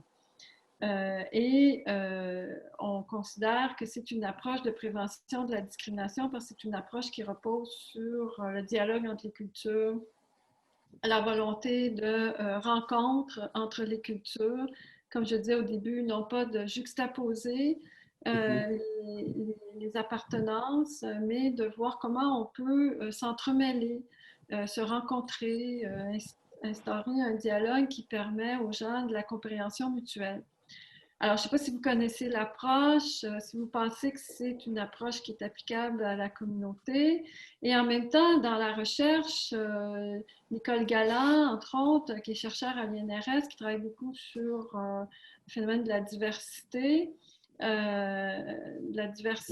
en francophonie, disait, mais en fait, dans la francophonie canadienne, ontarienne, on est peut-être en train de développer sa propre approche de la diversité, sa propre façon de favoriser le dialogue entre les différentes composantes de nos communautés. Alors moi, j'aimerais bien savoir de la part des panélistes, quelle est l'approche que pourrait développer la francophonie ontarienne afin de lutter contre le racisme et la discrimination. Alors, je pourrais demander, c'est-à-dire tout le monde a eu la chance de parler, mais pour lancer le débat, je vais demander à Peter. Merci, Linda. Ben moi, j'ai trouvé l'approche intéressante parce qu'elle permet quand même à la personne de maintenir son identité culturelle et ses valeurs tout en ayant un lien avec sa société d'accueil. Moi, je trouve que c'est applicable et ça s'adapte bien dans une société qui se considère multiculturelle comme la nôtre. Le premier élément qu'on doit reconnaître, c'est quand même les pratiques bénéfiques de chacune des cultures. En accueillant, j'en ai parlé avant, en accueillant des immigrants, l'Ontario français s'enrichit par la présence des personnes qui viennent rajouter à la culture francophone en Ontario. Ça, c'est un message que l'AFO porte puis va continuer à porter. C'est quelque chose auquel je tiens. Mais je pense qu'on doit aussi, comme communauté, privilégier une approche de ce genre-là, tout en ne tombant pas dans les pièges du concept du communautarisme, parce qu'il ne faut pas que l'individu existe sans la communauté, parce que les gens sont beaucoup plus complexes que ça. Puis les appartenances, qu'elles soient culturelles, ethniques, religieuses ou sociales, une approche de ce genre-là peut diviser parce qu'elle tend à donner droit à des communautés qu'elle interdit à d'autres, puis on pourrait créer des tensions au sein de notre communauté. Merci, Peter. Solange, est-ce que tu veux poursuivre l'échange? Est-ce que tu veux ajouter? Oui, oui. En fait, l'interculturalisme, ça présuppose vraiment que les cultures sont homogènes. Donc, autant que c'est une bonne approche, autant il faut se méfier parce qu'en fait, moi, je ne pense pas qu'il y a une culture franco-ontarienne. Même les franco-ontariens qui sont au Canada de plusieurs générations ne sont pas similaires. Moi, je sais que quand je suis arrivée au Canada il y a plus de 30 ans, j'étais accueillie par une communauté franco-ontarienne qui était très accueillante, de Rémi Beauregard à d'autres, qui sont décédés maintenant peu à leur âme. Et je trouve que dans les dernières années, il y a eu plus de divisions qu'il y avait avant, ce qui est en fait ironique parce que plus on a de diversité, plus il semble que là, comme disait Peter, il y a eu des batailles. Donc, quand les gens se sont battus, ils se sont sentis menacés. Et là, ils sont retournés dans la peur. Moi, je pense, je regarde de l'extérieur parce que je me dis, moi, j'ai été bien accueillie quand je suis arrivée au Canada. Très bien accueillie. Mais là, quand j'entends les anecdotes des personnes qui arrivent récemment, je me dis, il y a un peu plus de protection parce que les droits peut-être ont été bafoués. Donc, les gens en plus, on ne peut pas mettre tout le monde dans le même panier. Donc, je dis, oui, c'est bien d'avoir une approche interculturelle, mais on n'a pas encore, au niveau de l'interculturel, on n'est pas dans on n'est pas vraiment dans l'inclusion et l'antiracisme tant qu'on ne reconnaît pas la valeur de l'autre culture. Quand les immigrants viennent au Canada ou ceux qui sont ici depuis longtemps, ils ont un apport. Donc, tant que cet apport n'est pas reconnu, ce n'est pas de l'interculturalisme. Ça veut dire que moi, je dis, j'ai hâte, ou dans les rallyes, de voir dans les rallyes de la communauté franco-ontarienne, qui est des activités africaines, que ce soit marocaines ou camerounaises, et que tout le monde adopte. Parce qu'il faut regarder dans la communauté anglophone de l'Ontario, tout le monde sait ce que c'est un jerk chicken. Tout le monde a un jerk chicken, tout le monde l'achète, ils vont dans les restaurants jamaïcains. Ça commence petit à petit à rentrer dans les normes. Mais dans la francophonie, c'est encore, est-ce que tu peux prendre la cabane à sucre? Est-ce que tu ne sais pas? Donc, je disais, même, moi, je travaille au ministère de l'Éducation, même les référents culturels n'intègrent pas. Moi, à un moment, j'ai dit à mes collègues, et ça, c'était au gouvernement, j'ai dit à mes collègues, oui, la cabane à sucre, oui, la lutte contre les droits. Mais est-ce que vous connaissez Frantz Fanon, Aimé Césaire? Je dis, la francophonie et Senghor, je dis, la francophonie a beaucoup de richesse culturelle. Donc, je leur ai dit à l'époque, ce serait dommage de limiter nos enfants et petits-enfants, que je dirais franco-ontariens / africano, de ne pas comprendre également toute l'historique, toute la richesse qui existe dans la francophonie internationale. Donc, oui, interculturalisme, mais comme disait Verna Myers, c'est une chose, la diversité, de m'inviter dans la salle de danse, mais c'est une autre chose de m'inviter à danser. Parce que là, je ne suis pas… C'est pour ça que je dis que tant que les communautés qui sont accueillies, qui viennent, ne sentent pas que leur perspective est intégrée dans tout le reste, il y aura toujours cet élément de eux et nous. Parce que si moi, je commence à me… Et je vois que ça, il y a beaucoup de… Il y a également des bonnes nouvelles dans le sens qu'il y a beaucoup de mariages ou d'exemples qu'on voit, mais je dis que tant qu'on ne respecte pas les différentes cultures, tant qu'elles ne sont pas au même niveau, il y aura toujours cet élément de je dois adopter ça. Et je vais dire quelque chose qui est un peu contentieux, là, mais parfois, je trouve que les personnes de race noire, souvent pour réussir, sont souvent obligés à laisser tomber comment dire, de se prononcer. Hein. Il faut faire attention parce que tu n'auras pas cette promotion si tu… moi, j'ai passé une carrière superbe, mais j'ai toujours eu à lutter contre… Je vais dire ce que je pense. Je dis ce que je pense et ça m'a coûté à plusieurs moments. On m'a dit, Solange, tu sais, on ne t'a pas donné ça parce qu'ils avaient peur que tu viennes brasser la cage. Alors moi, je me suis fait une réputation, ce n'est pas grave. Mais à la fin de la journée, je me suis dit, je ne vais pas briser mes valeurs. Je ne critique pas mes collègues qui le font. Je sais qu'il y a beaucoup de personnes qui se disent, tu sais quoi, je vais me taire, je ne veux rien dire, comme ça me donnait cette promotion-là. Et je trouve que c'est dommage parce que quand on fait ça, on tue sa passion. Et ce que je dis toujours, le racisme, c'est pire que COVID-19. Et si on veut régler ça, on peut le régler. Regardez, moi, je dis, c'est mon invention, c'est comme COVID. Porte du masque, hein, il faut se taire pour pouvoir avancer. Si tu parles, bah, tu es licencié. Il y a des gens qui m'ont dit qu'ils ont peur. Des personnes qui aident dans les soins aux personnes âgées, quelqu'un qui dit, je ne veux pas qu'une noire me serve. C'est violent. Quand je disais, Blandine en passant, quand je disais que c'est l'autre problème, c'est que c'est cette personne qui a le problème. Donc, pour moi qui suis une femme noire qui veut servir une personne âgée blanche et qui me dit, tu ne peux pas me servir, c'est de l'agression. Mais ça prend le système, l'employeur de dire à cette patiente, vous savez quoi, notre organisme n'accepte pas ça, donc si vous voulez avoir pas les services de nous, parce qu'on essaye de tout le monde, vous pouvez prendre des services privés. Et cet organisme, je ne sais pas qu'ils vont le faire, parce que je trouve que s'ils ne le font pas, mais là, du coup, l'employé noir va se sentir découragé. Et donc là, c'est vrai de parler d'interculturalisme, mais ça suppose que, justement, qu'on accepte. C'était une grand-mère africaine qui disait le chemin est tracé par le va-et-vient. Hein? Vous savez, quand vous êtes dans la forêt, là, va-et-vient, c'est là qu'il y a un chemin. Mais si vous voulez seulement que j'aille dans un sens, mais qui est-ce qui va revenir pour prendre soin des autres après? Il faut que je fasse le va-et-vient. Pas juste interculturalité va dire que je viens chez vous, vous venez chez moi. Là, je suis en train de lancer un défi à mes amis ou des personnes, des collègues que je connais ne sont pas de race différente, de dire, essayez de vous faire inviter chez quelqu'un d'autre d'une autre culture ou d'une autre race. C'est bien beau d'être en réunion, mais est-ce que vous allez, dimanche dernier, j'ai soupé avec mon ami congolais? On le voit encore moins. Moi, quand je suis venue au Canada, il y a 30 ans, on le faisait.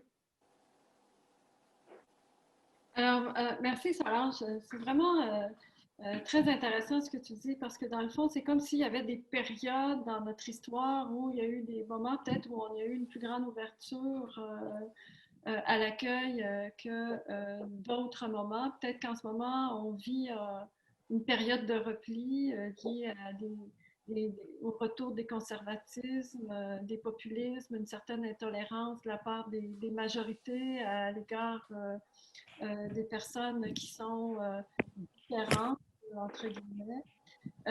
Et aussi, je note l'enjeu de la transmission. Qu'est-ce qu'on transmet quand on est en dialogue avec d'autres? Et parce qu'on ne transmet pas des idées pour une intégration, une inclusion. En fait, on transmet des savoirs pour que tout le monde puisse vivre ensemble, lutter contre le racisme ensemble, lutter contre les processus de hiérarchisation des groupes. Donc, c'est vraiment une approche de la citoyenneté qu'on cherche. Et ce que je trouve intéressant dans ce que tu dis, Solange, c'est peut-être notre âge, là, mais moi, j'ai appris France Fanon, Senghor, Aimé Césaire, c'est-à-dire j'ai étudié toutes ces personnes quand j'étais plus jeune et comment ça se fait que ça ne se transmet pas aujourd'hui, comment ça se fait que cette culture, qui est aussi un patrimoine de l'humanité, patrimoine de la francophonie, qui a inspiré en fait beaucoup de jeunes francophones de l'Ontario dans les années 70-80 qui se sont sentis investis même de cette réflexion sur la société qui venait de ces personnes. Comment ça fait que cette réflexion-là n'est pas poussée aujourd'hui pour qu'on puisse bien intégrer les messages afin de poursuivre la lutte contre le racisme et favoriser la citoyenneté pour tous. Alors, je trouve ça très intéressant ce que vous dites. Ouais. Moi, ça m'amène à la 4e question. Mais Solange, il y a quelque chose à dire un peu par rapport à l'interculturalisme. Lancinée, je vais te donner la parole tout de suite après la question, comme ça tu pourras répondre à la question 3 et aussi nous entraîner dans la question 4. Est-ce que ça te convient? Ok, ça me convient, oui. La question 4, comment assurer une meilleure insertion professionnelle, une meilleure représentation des Noirs et des personnes des communautés racialisées dans des postes de gestion dans nos organismes et institutions francophones? Quelles sont les mesures qui existent et qui devraient être mises en place? Alors, Lancinée, si tu veux revenir sur l'autre question et puis nous amener dans les pistes de solutions, en fait, qu'on pourrait identifier pour se saisir collectivement des enjeux qui sont les nôtres. OK, merci. Alors moi, ce que j'aimerais dire d'abord, c'est que l'approche interculturelle ici, c'est une approche qui me tient vraiment beaucoup à cœur, dans ce sens où c'est une approche ici qui mise beaucoup sur le rapprochement entre les personnes, en bâtissant des ponts plutôt que de se focaliser sur ce qui les sépare. Alors, ça, je ne vais pas trop développer maintenant parce que la quatrième question est déjà là. Alors, cette approche ici, pour qu'on puisse ici l'utiliser au sein de la communauté franco-ontarienne, moi, je pense qu'il est nécessaire de développer ici des outils de sensibilisation et des formations interculturelles. Parce que c'est vrai, le Canada ici, c'est une société multiculturelle. Donc, sur la base de l'approche interculturelle, je pense que les uns doivent apprendre des autres, vice-versa. Les autres aussi doivent apprendre des uns. Donc, c'est comme ça qu'on pourra peut-être bâtir une communauté franco-ontarienne solide ici. Parce que même s'il est vrai que c'est la francophonie qui nous lie, mais au sein de cette francophonie ici, il y a une diversité aussi. Donc, il faut essayer de penser à développer des outils de sensibilisation et mettre l'emphase également sur des formations interculturelles. Alors, quant à la quatrième question ici, moi, je vais d'abord commencer par dire qu'au lieu de d'abord demander à comment assurer une meilleure insertion professionnelle et une meilleure représentation des Noirs et des personnes des communautés racialisées dans des postes de gestion, il faut d'abord voir qu'est-ce qui fait qu'on ne les embauche pas pour ces postes. Parce qu'on dit quelque part, pour changer le monde, il faut d'abord comprendre le monde. Donc, il faut d'abord voir qu'est-ce qui fait qu'on n'emploie pas les Noirs ou bien les communautés racialisées. On ne les prend pas pour des postes aussi de gestion et tout. Et à ce niveau, j'aimerais aussi dire que peut-être il faut aussi mettre ici nos priorités à de la bonne place. Et ça doit commencer. Comment cela doit commencer? Il faut d'abord commencer par donner peut-être des postes aux immigrants, peut-être dans les comités, comment ça s'appelle ça? Dans les CA, dans le conseil d'administration. Parce que quel qu'en soit PDI, ici, même quand tu as une solide expérience professionnelle, si c'est une expérience professionnelle que tu as acquérie à partir de l'extérieur, automatiquement, ils vont te dire d'abord, il faut chercher d'abord ce qu'on appelle ici l'expérience canadienne. Alors, comment faire pour pouvoir mettre ça à côté? Peut-être c'est d'être un peu souple. Parce que même ceux qui occupent aujourd'hui des postes de gestion et tout ça, ils n'ont pas commencé automatiquement avec l'expérience qu'ils ont actuellement. C'est parce qu'ils ont eu la chance de commencer quelque part et puis ils ont accumulé les expériences au fil du temps. Donc, c'est la même chose. Il faut aussi laisser la chance aussi aux immigrants ou aux personnes racialisées de commencer quelque part. Et là, s'ils font des preuves, ils peuvent aussi réussir. Parce qu'il y a beaucoup d'immigrants qui ont du talent, mais vu qu'ils n'ont pas d'expérience professionnelle, automatiquement, ils sont bloqués. Peut-être c'est de commencer déjà par donner une chance à ces personnes.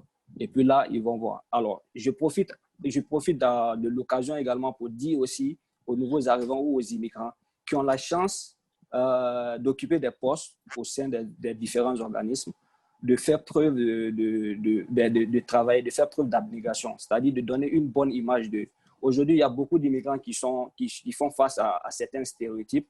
C'est parce qu'il y a des gens qui ont occupé, les dévanciers ont eu la chance d'occuper des postes avant eux, mais ils ont fait du n'importe quoi. Donc, cette étiquette aujourd'hui est collée sur la génération montante. Donc, beaucoup se disent que non, les Noirs sont comme ça, les immigrants noirs sont comme ça, les immigrants noirs sont comme ça, parce que ceux qui ont eu la chance de commencer ont mal fait.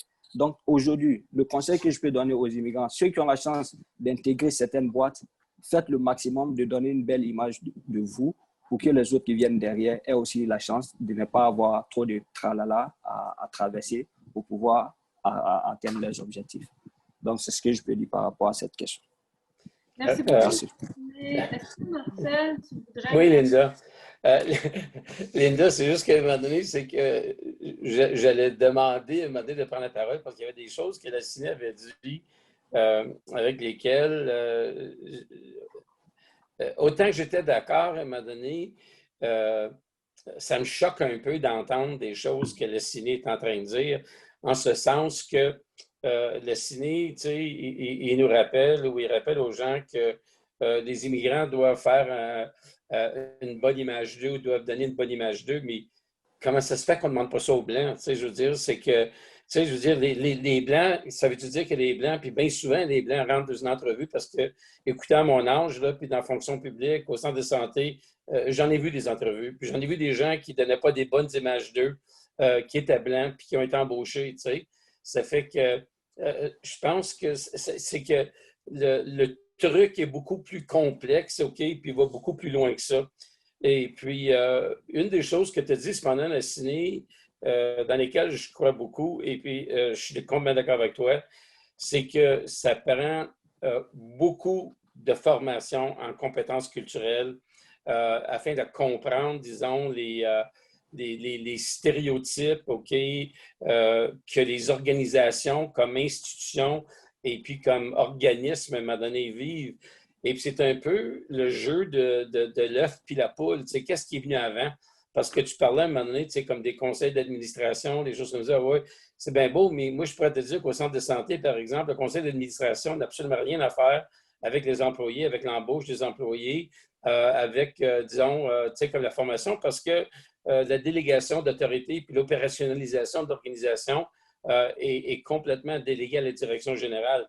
Donc, dans un cas comme ça, ce qui arrive, c'est qu'on a besoin de trouver des leaders comme chefs de nos organisations ou chefs d'institutions qui embrassent quand même la diversité culturelle, puis qu'à un moment donné, ils vont commencer à donner les messages parce que pour moi, dans une organisation, toute la question de représentation, disons, de la diversité, que ce soit des Noirs ou de n'importe quel autre groupe ethnique, c'est top-down, bottom-up. Tu sais, je veux dire, c'est que ça part des deux bouts.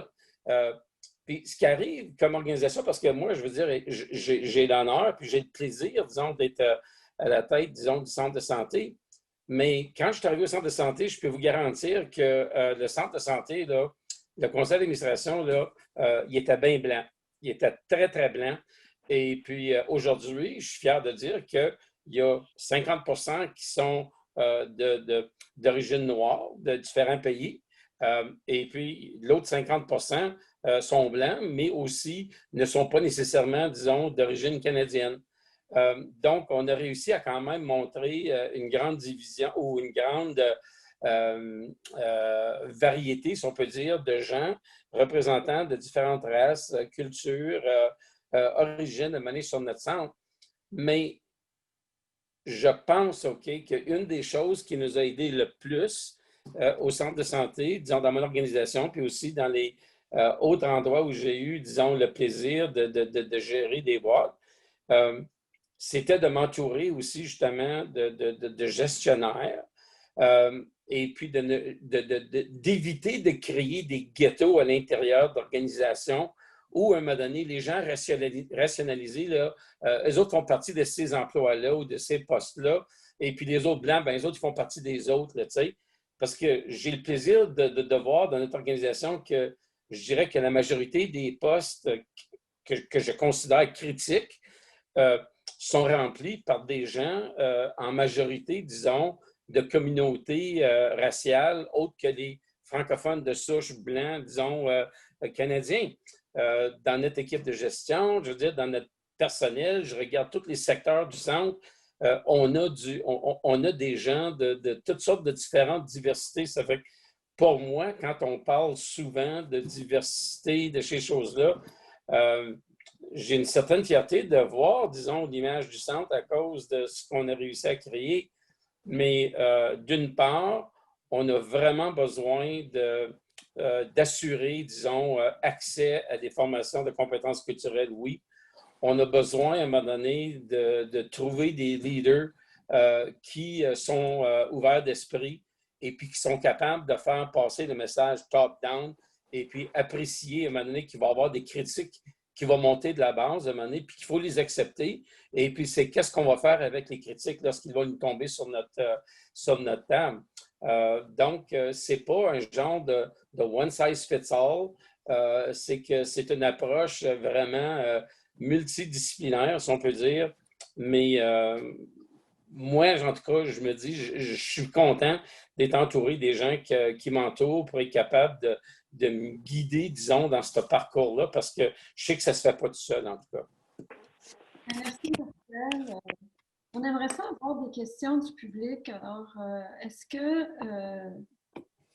parce qu'évidemment, le temps avance et bientôt, il faudra clôturer. Je peux vous dire que le temps a passé tellement vite.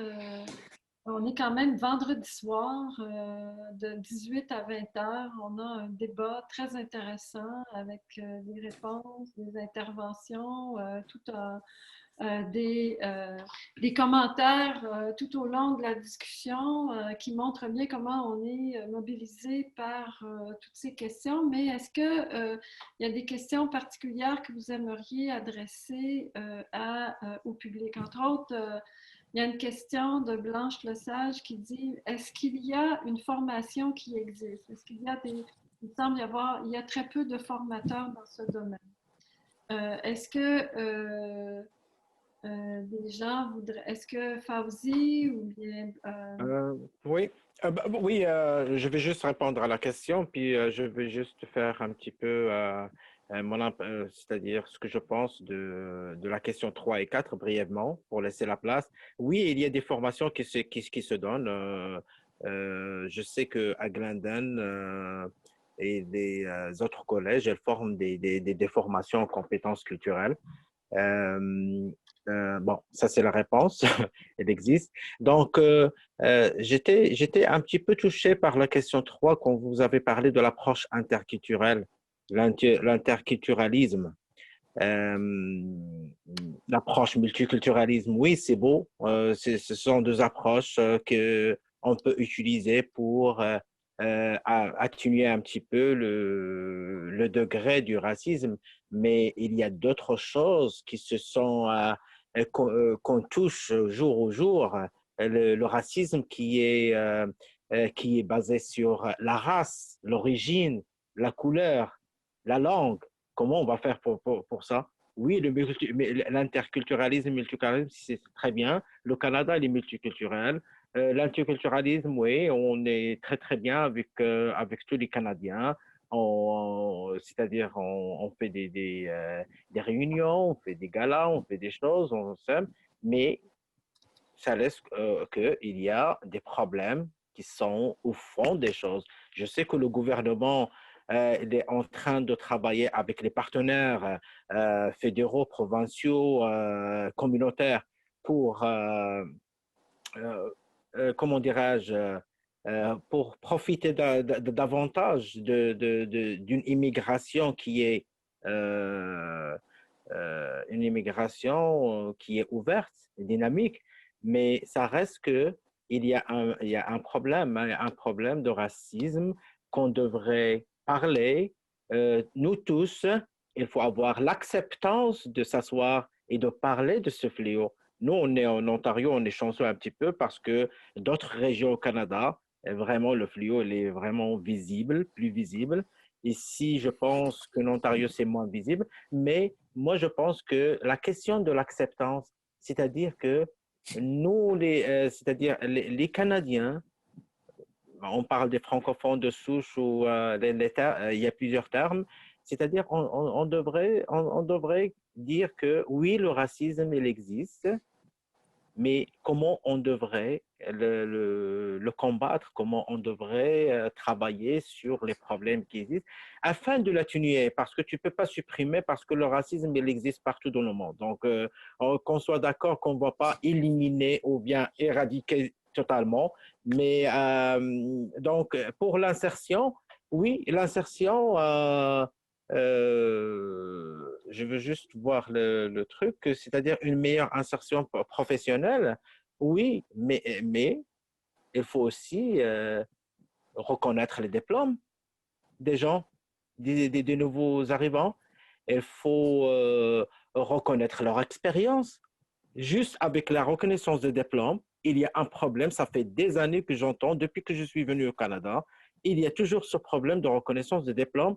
Et les gens, ils sont là 2 ans, 3 ans, 4 ans, et ils n'arrivent pas à reconnaître leurs diplômes parce qu'il y a des barrières. Et ces barrières-là, c'est ça qu'on devrait éliminer pour un petit peu alléger la tension.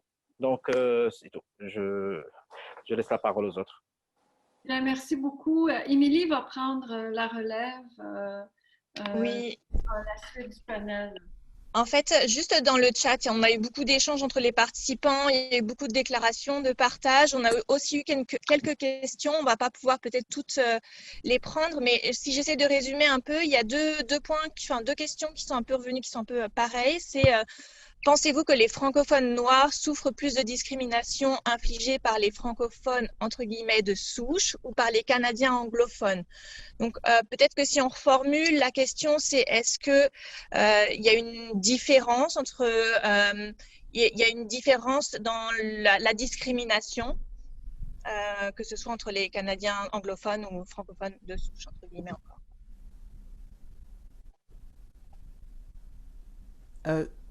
Jeanne-Françoise ici. Désolée, j'ai joint la rencontre bien tard, mais je vous ai suivi en sourdine à un moment donné.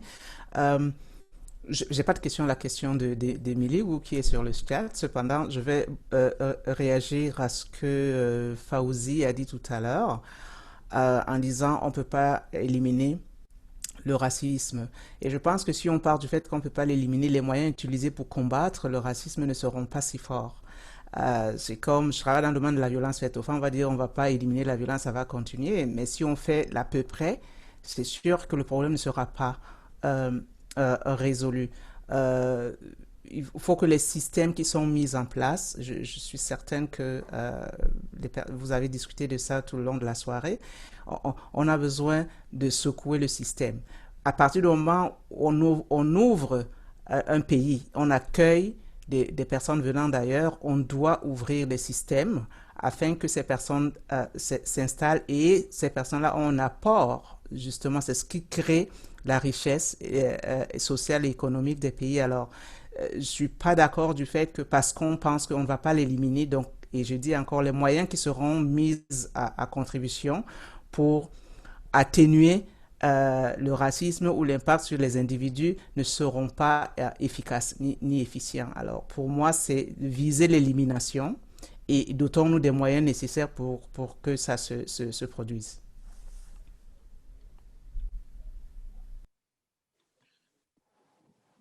Solange, vous voulez répondre? Oui, la question qu'Émilie, en fait, le commentaire de Jeanne-Françoise et puis la question qu'Émilie a posée par rapport à est-ce que c'est mieux pour les anglophones en général ou par les francophones, je pense que fondamentalement, il y a 3 ou 4 différents niveaux de racisme. Hein.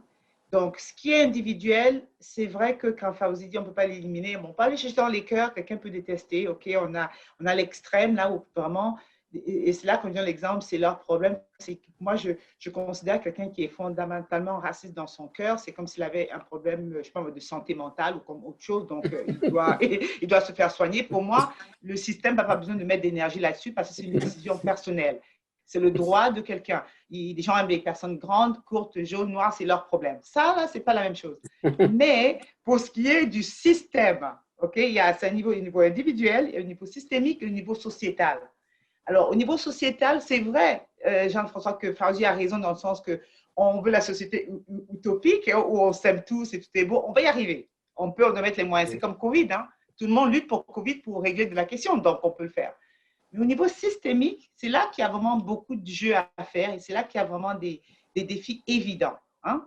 Par exemple, quelqu'un a parlé, j'ai vu dans le commentaire du tokenisme, où on dit parce qu'on a quelqu'un qui est là ou n'est pas compétent. Combien de fois dans ma carrière, je me suis fait refuser une promotion pour la donner à quelqu'un qui n'est pas compétent que je devrais former? Je l'ai fait, mais ça, c'est systémique. Ça ne devrait pas. C'est facile à régler, là. Mettez en place des paramètres pour évaluer les compétences normalement. Ce n'est pas besoin de race. Bon. Ou alors, la personne qui est au Canada depuis 15 ans, et comme Fawzi l'a dit, on lui demande, mais tu viens de quel pays? Moi, quand on me pose cette question-là, je demande toujours à la personne, et toi, tu viens de quel pays?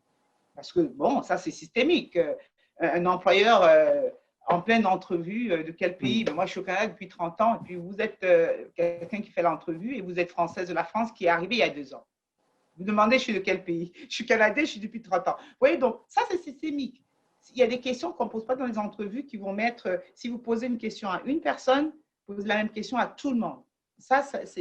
Donc, il y a des processus qui peuvent être mis en place.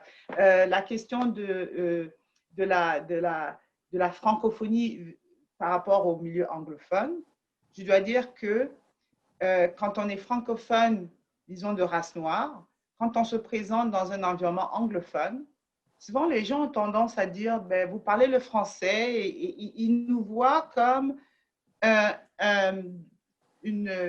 ils veulent notre contribution comme francophones. Ça semble, c'est mon expérience. La race est là, mais c'est comme un double. Alors, soit on accepte la francophonie et on accepte le fait que tu sois noir, soit on n'aime pas la francophonie et le fait que tu sois noir, et là, tu as la double discrimination. Donc, on a un double. Mais quand on est noir, les gens qui ont du mal à dire je suis noir, on ne peut pas parler de race. Là, c'est que la race, la racialisation, c'est un concept, c'est une construction sociale, mais la race de quelqu'un, c'est qui ils sont. Alors, il faut s'accepter comme personne noire. Il n'y a rien de race.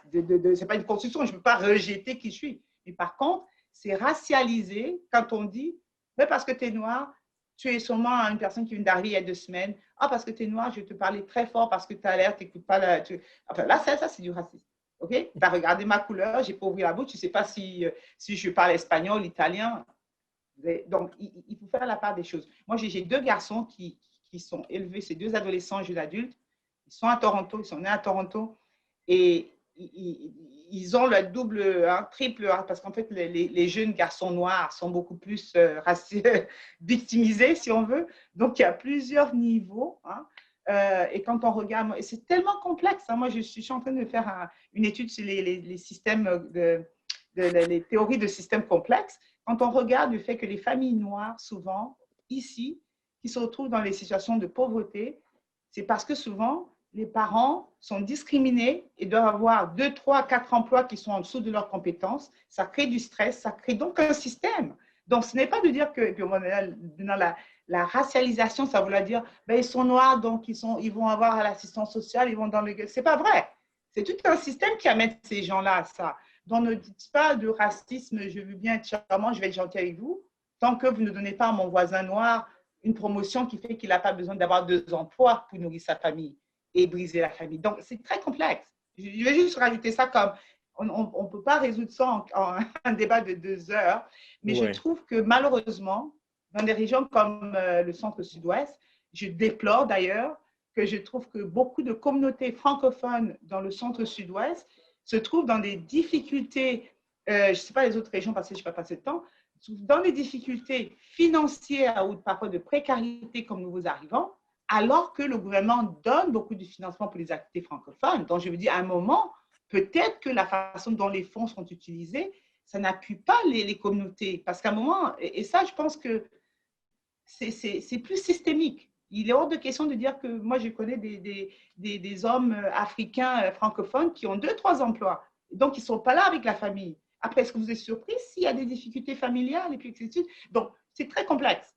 Mais tout ça pour dire que on n'a pas, faut distinguer la race, l'individu, la couleur de la peau au système. Parce qu'autant qu'on se limite au racisme personnel, c'est vrai que ça devient difficile à gérer. Mais si on regarde les problématiques systémiques qui font que, bon, il n'y a pas de promotion, il n'y a pas de... Moi, j'étais chanceuse d'avoir des mentors de race blanche qui m'ont permis d'être moi-même. Et je peux peut-être les nommer, mais je dis c'était des grands leaders, des vrais leaders, qui n'avaient pas peur de dire ben, je vais donner le travail à Solange plutôt qu'à quelqu'un d'autre, et même parfois même au détriment de leur carrière. Mais malheureusement, on n'a pas beaucoup de ce genre de leaders ces jours-ci. C'est dommage. Mais si je peux prendre la parole 2 petites secondes, moi je pense que la réalité, c'est effectivement, tu as tout à fait, je suis à 100% d'accord avec toi, Solange, mais moi je pense que la réalité, elle est beaucoup plus profonde, elle est beaucoup plus ancrée, elle est ancrée dans l'éducation. dans l'éducation que nous avons, dans les livres que nous avons. Et oui, je suis d'accord également avec ce que Fawzi a dit au niveau du fait qu'on ne peut pas éliminer le racisme. Je comprends ce que tu veux dire, Jeanne, par le fait qu'il ne faut pas aller du côté où on ne peut pas éliminer. On peut sanctionner les gens qui sont racistes, par exemple, mais ça n'éliminera pas le problème. Pourquoi? Parce que le problème, il est ancré dans des générations et des générations et des générations. Moi, j'ai grandi, par exemple, regardez, je suis arabophone qui a grandi dans un pays africain. Quand j'ai immigré en France, j'avais purement un accent africain et c'était très compliqué à vivre. Mais j'ai grandi, par exemple, en lisant des bandes dessinées comme Tintin. Qui n'a pas lu Tintin? Qui n'a pas lu ou regardé Tintin au Temple du Soleil? Mais ça, dans notre enfance, ça a été un livre ou un film qui rendait les choses très normales. Mais on se met dans la peau maintenant aujourd'hui, quand on vient au Canada ou qu'on vient en Amérique du Nord et on se met dans la peau des aborigènes, c'est inconcevable. Mais c'est ça le problème. Le problème, c'est que la base même de notre éducation à l'école, elle rend le racisme une chose normale, une chose banale. Regardez les films hollywoodiens, on adore tous les films et on rigole, mais il y a plein de vannes qui sont faites que si on l'a fait un jour au travail à mon égard ou à l'égard d'un collègue qui est noir de peau, je vais me lever et me dire mais ça va pas dans la tête ou quoi? Mais quand on le voit à la télé, on rigole tous et puis on fait tous la même vanne. Mais le problème, c'est que comme ça, c'est redondant et ça vient et ça revient, ben, la jeunesse grandit en disant bah, c'est normal, c'est pas grave, c'est pas raciste, c'est juste une blague, c'est juste… Et du coup, on arrive où ces jeunes-là, quand ils grandissent et deviennent chefs d'entreprise et ils doivent recruter, mais ils ont tout ça dans l'arrière-pensée. Donc, c'est là où je parle, moi, à un moment de racisme par omission ou par commission, c'est parce qu'on a été éduqués comme ça. Et je pense que la base, si on veut réduire au maximum, c'est de s'attaquer à ces livres-là, c'est de s'attaquer à cette culture-là. Pas de les interdire. Moi, je pense que les interdire, ça serait débile. Mais ça serait quand on travaille nos livres de français ou qu'on travaille notre culture aujourd'hui, on peut la travailler d'une manière différente. Quand on lit Voltaire, quand on lit Zadig, quand on lit ces livres-là, le racisme, il est présent, mais il n'est jamais étudié en tant que tel quand on avait nos cours de français. On parlait des figures de style, mais on ne parlait pas du racisme quand on faisait ça, parce que ce n'était pas ce qu'on voulait étudier. Et je pense que ça, ce sont les points qu'il faut ramener au niveau de l'éducation. Montrer que ce n'est pas normal. Oui, les auteurs à l'époque le faisaient parce que à l'époque, l'esclavage, c'était normal, parce que tu viennes d'un autre continent que l'Europe, tu étais d'un sous-continent. Donc, automatiquement, ces points-là, quand on les écrivait, on ne faisait rien d'anormal. Mais aujourd'hui, on est au XXIe siècle. Quand on revoit ces livres-là, c'est à aujourd'hui de décrypter ces détails-là et de les mettre devant et de dire « Hey !» À l'époque, il l'a fait, mais ça, c'est inconcevable. Ça, c'est pas normal. Combien d'enseignants le font? Combien de personnes le font? Eh bien, merci beaucoup pour cette très belle dernière intervention, parce que malheureusement, il est 20h et nous devons conclure. Bravo à vous tous, bravo à tous les panélistes. Je pense que si on rappelle un des objectifs de cette rencontre ce soir, c'était vraiment d'amorcer une discussion sur les enjeux de la discrimination, du racisme, d'apprendre à se parler, à mieux identifier les enjeux et aussi essayer de se donner des pistes de solutions. Et ce que je trouve très intéressant dans la rencontre ce soir, c'est qu'on est même allé au-delà de toute la question de la diversité, parce qu'il y a plusieurs années, on disait que, notamment dans les écoles, il fallait accepter la diversité. C'était une richesse. Mais j'ai l'impression que ce soir, on a reconnu qu'il faut non seulement aller au-delà de la diversité, il faut apprendre à se donner des politiques antiracistes. Il faut faire avancer les politiques publiques pour lutter contre le racisme, parce que il y a une part de notre milieu dont la citoyenneté est limitée du fait qu'il y a du racisme et de la discrimination au sein de notre pays, au sein de notre région, au sein de la francophonie. Donc, j'ai l'impression que ce soir, on a commencé à nommer des choses comme jamais auparavant. Et c'est aussi, je dirais, pour l'ensemble des gens, c'est de dépasser des discours d'intégration, les discours d'accueil pour reconnaître la part d'humanité en soi l'obligation de solidarité envers les autres, parce qu'on aime bien dire « Ah, l'immigration, c'est une richesse », mais on est au-delà de ces enjeux en ce moment. Parce qu'on est dans un milieu où la diversité précède l'immigration, mais on l'a organisée de façon exclusive par le passé, ce qui fait qu'on a de la difficulté à reconnaître cette diversité de la communauté souvent. Mais aussi, c'est qu'on dit « Ah, l'immigration, c'est une richesse ». Mais il y a aussi des devoirs qui viennent avec le fait d'être une société d'immigration, des devoirs de solidarité, des devoirs d'accueil, une responsabilité et la responsabilité d'adopter des politiques qui permettent à tout le monde de réaliser leur citoyenneté. J'ai l'impression qu'on est vraiment arrivé à une nouvelle étape peut-être. Et Suzanne, je ne sais pas si tu as des choses à ajouter pour conclure. Mais on va aussi donner le dernier mot à Alain. Non, moi, je suis contente de passer à Alain parce qu'il y a tellement de gens qui se sont joints à cette discussion ce soir très importante. C'était super important de tous vous écouter. Ceux qui ont mis les commentaires dans le chat ainsi que ceux qui se sont prononcés lors de la discussion. Donc, je vous remercie toutes pour votre temps ce soir de vous avoir joints à cette discussion. Allez-y, Alain. OK. Merci Suzanne, merci Linda pour, j'ai envie de dire, cette excellente conclusion. Merci à nos panélistes. Merci pour votre générosité et puis le temps de partage que vous avez accordé aujourd'hui à l'ensemble des partenaires du Centre Sud-Ouest. 2 heures, on est tous d'accord que ce n'est pas suffisant pour explorer une thématique aussi délicate avec tellement de ramifications. Je nous écoutais dans nos échanges, dans nos discussions et puis ça m'est venu à l'idée. L'année dernière, cela faisait pratiquement 400 ans. 400 ans que le premier navire a quitté l'Afrique pour accoster les côtes américaines chargées d'esclaves. 400 ans. Et aux alentours des années 1848 par là, l'esclavage a été aboli parce qu'on a trouvé que c'était une aberration. 1848. Nous sommes aujourd'hui en 2020. Et le racisme continue.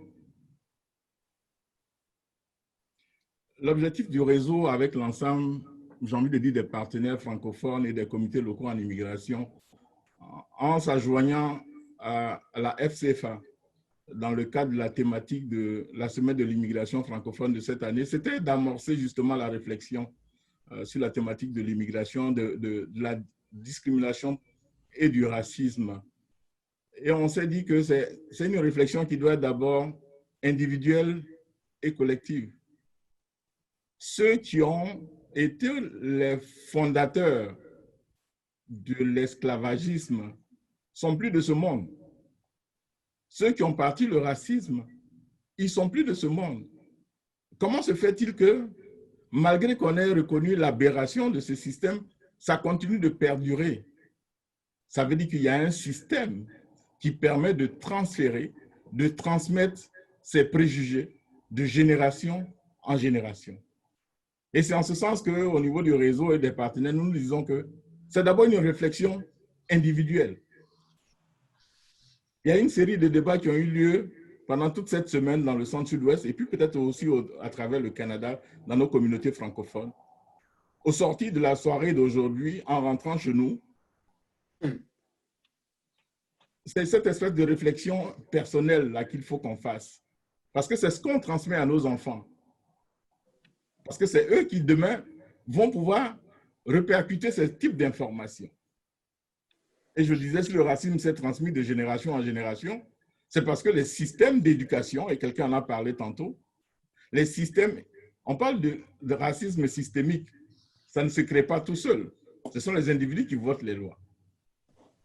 Ce sont les volontés d'individus. Marcel a parlé tantôt de la volonté de responsables d'organismes de décider que j'ai envie de faire de mon organisme un organisme qui est représentatif de la communauté que je dessers.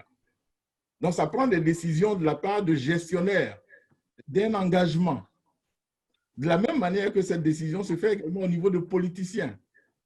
Et merci Peter de te joindre à nous aujourd'hui. Et comme je le disais aux partenaires, on souhaite de plus en plus que chaque fois qu'on a ce genre d'échange, de débat, et qu'on a les représentants de notre organismes porte-parole qui ne se sentent pas dans les cordes en train de se défendre constamment. Il faut qu'on transcende cela. Il y a un proverbe africain qui dit que la langue et les dents cohabitent dans la bouche. De temps en temps, on mâche sa langue, mais ils ne se séparent pas. Si on fait partie de la communauté franco-ontarienne désormais, s'il y a des enjeux, parlons-en avec pour objectif de pouvoir les adresser. Nous continuons de déployer des efforts. Nous continuons de pousser pour que les gouvernements accordent de plus en plus de moyens pour qu'on vende nos communautés francophones à l'étranger pour accueillir un plus grand nombre d'immigrants francophones. Mais ceux qui sont déjà ici, comment se passe leur intégration? Ce sont toutes ces questions, je pense, qui concernent ou qui brassent un peu le débat dont nous avons voulu discuter depuis le début de cette semaine. Donc, à nouveau, merci à chacun de vous. Merci pour la contribution. Nous allons faire la réflexion au niveau de nos comités locaux dans chacune de nos régions pour que ça ne se fasse plus, j'ai envie de dire, avec des débats extraordinaires, mais que ce soit au quotidien, comment est-ce que chacun fait sa part. Alors, sans plus tarder et sans prendre plus de votre temps, je vais demander à Nabila, qui déjà l'a fait, de présenter le sondage de satisfaction. Et je vous dis à nouveau merci, merci pour votre appui. Et c'est ensemble qu'on va relever ces défis-là. On ne peut pas peut-être supprimer, j'ai envie de dire, le racisme partout au Canada, mais est-ce que dans nos communautés francophones, nous sommes capables de l'élection? Linda, c'est Carole, comment s'appelle ma chère préférée, cardinale, Madame Galland, pardon, qui disait que les communautés francophones n'ont pas de territoire géographique. Nous sommes mélangés dans les communautés anglophones et souvent, nos questions sont très, très délicates et difficiles lorsqu'on a envie de cerner la communauté francophone. Mais je pense qu'à travers les différents acteurs dont quelques-uns sont représentés au jour d'aujourd'hui, nous sommes capables quand même de faire quelques avancées. Alors, merci à nous et puis bonne soirée à tout le monde.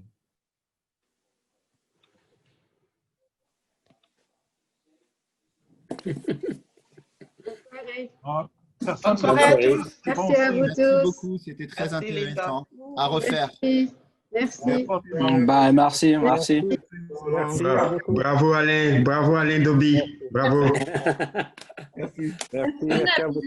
Merci Nabila d'avoir si bien coordonné le tout. Bravo, merci bien.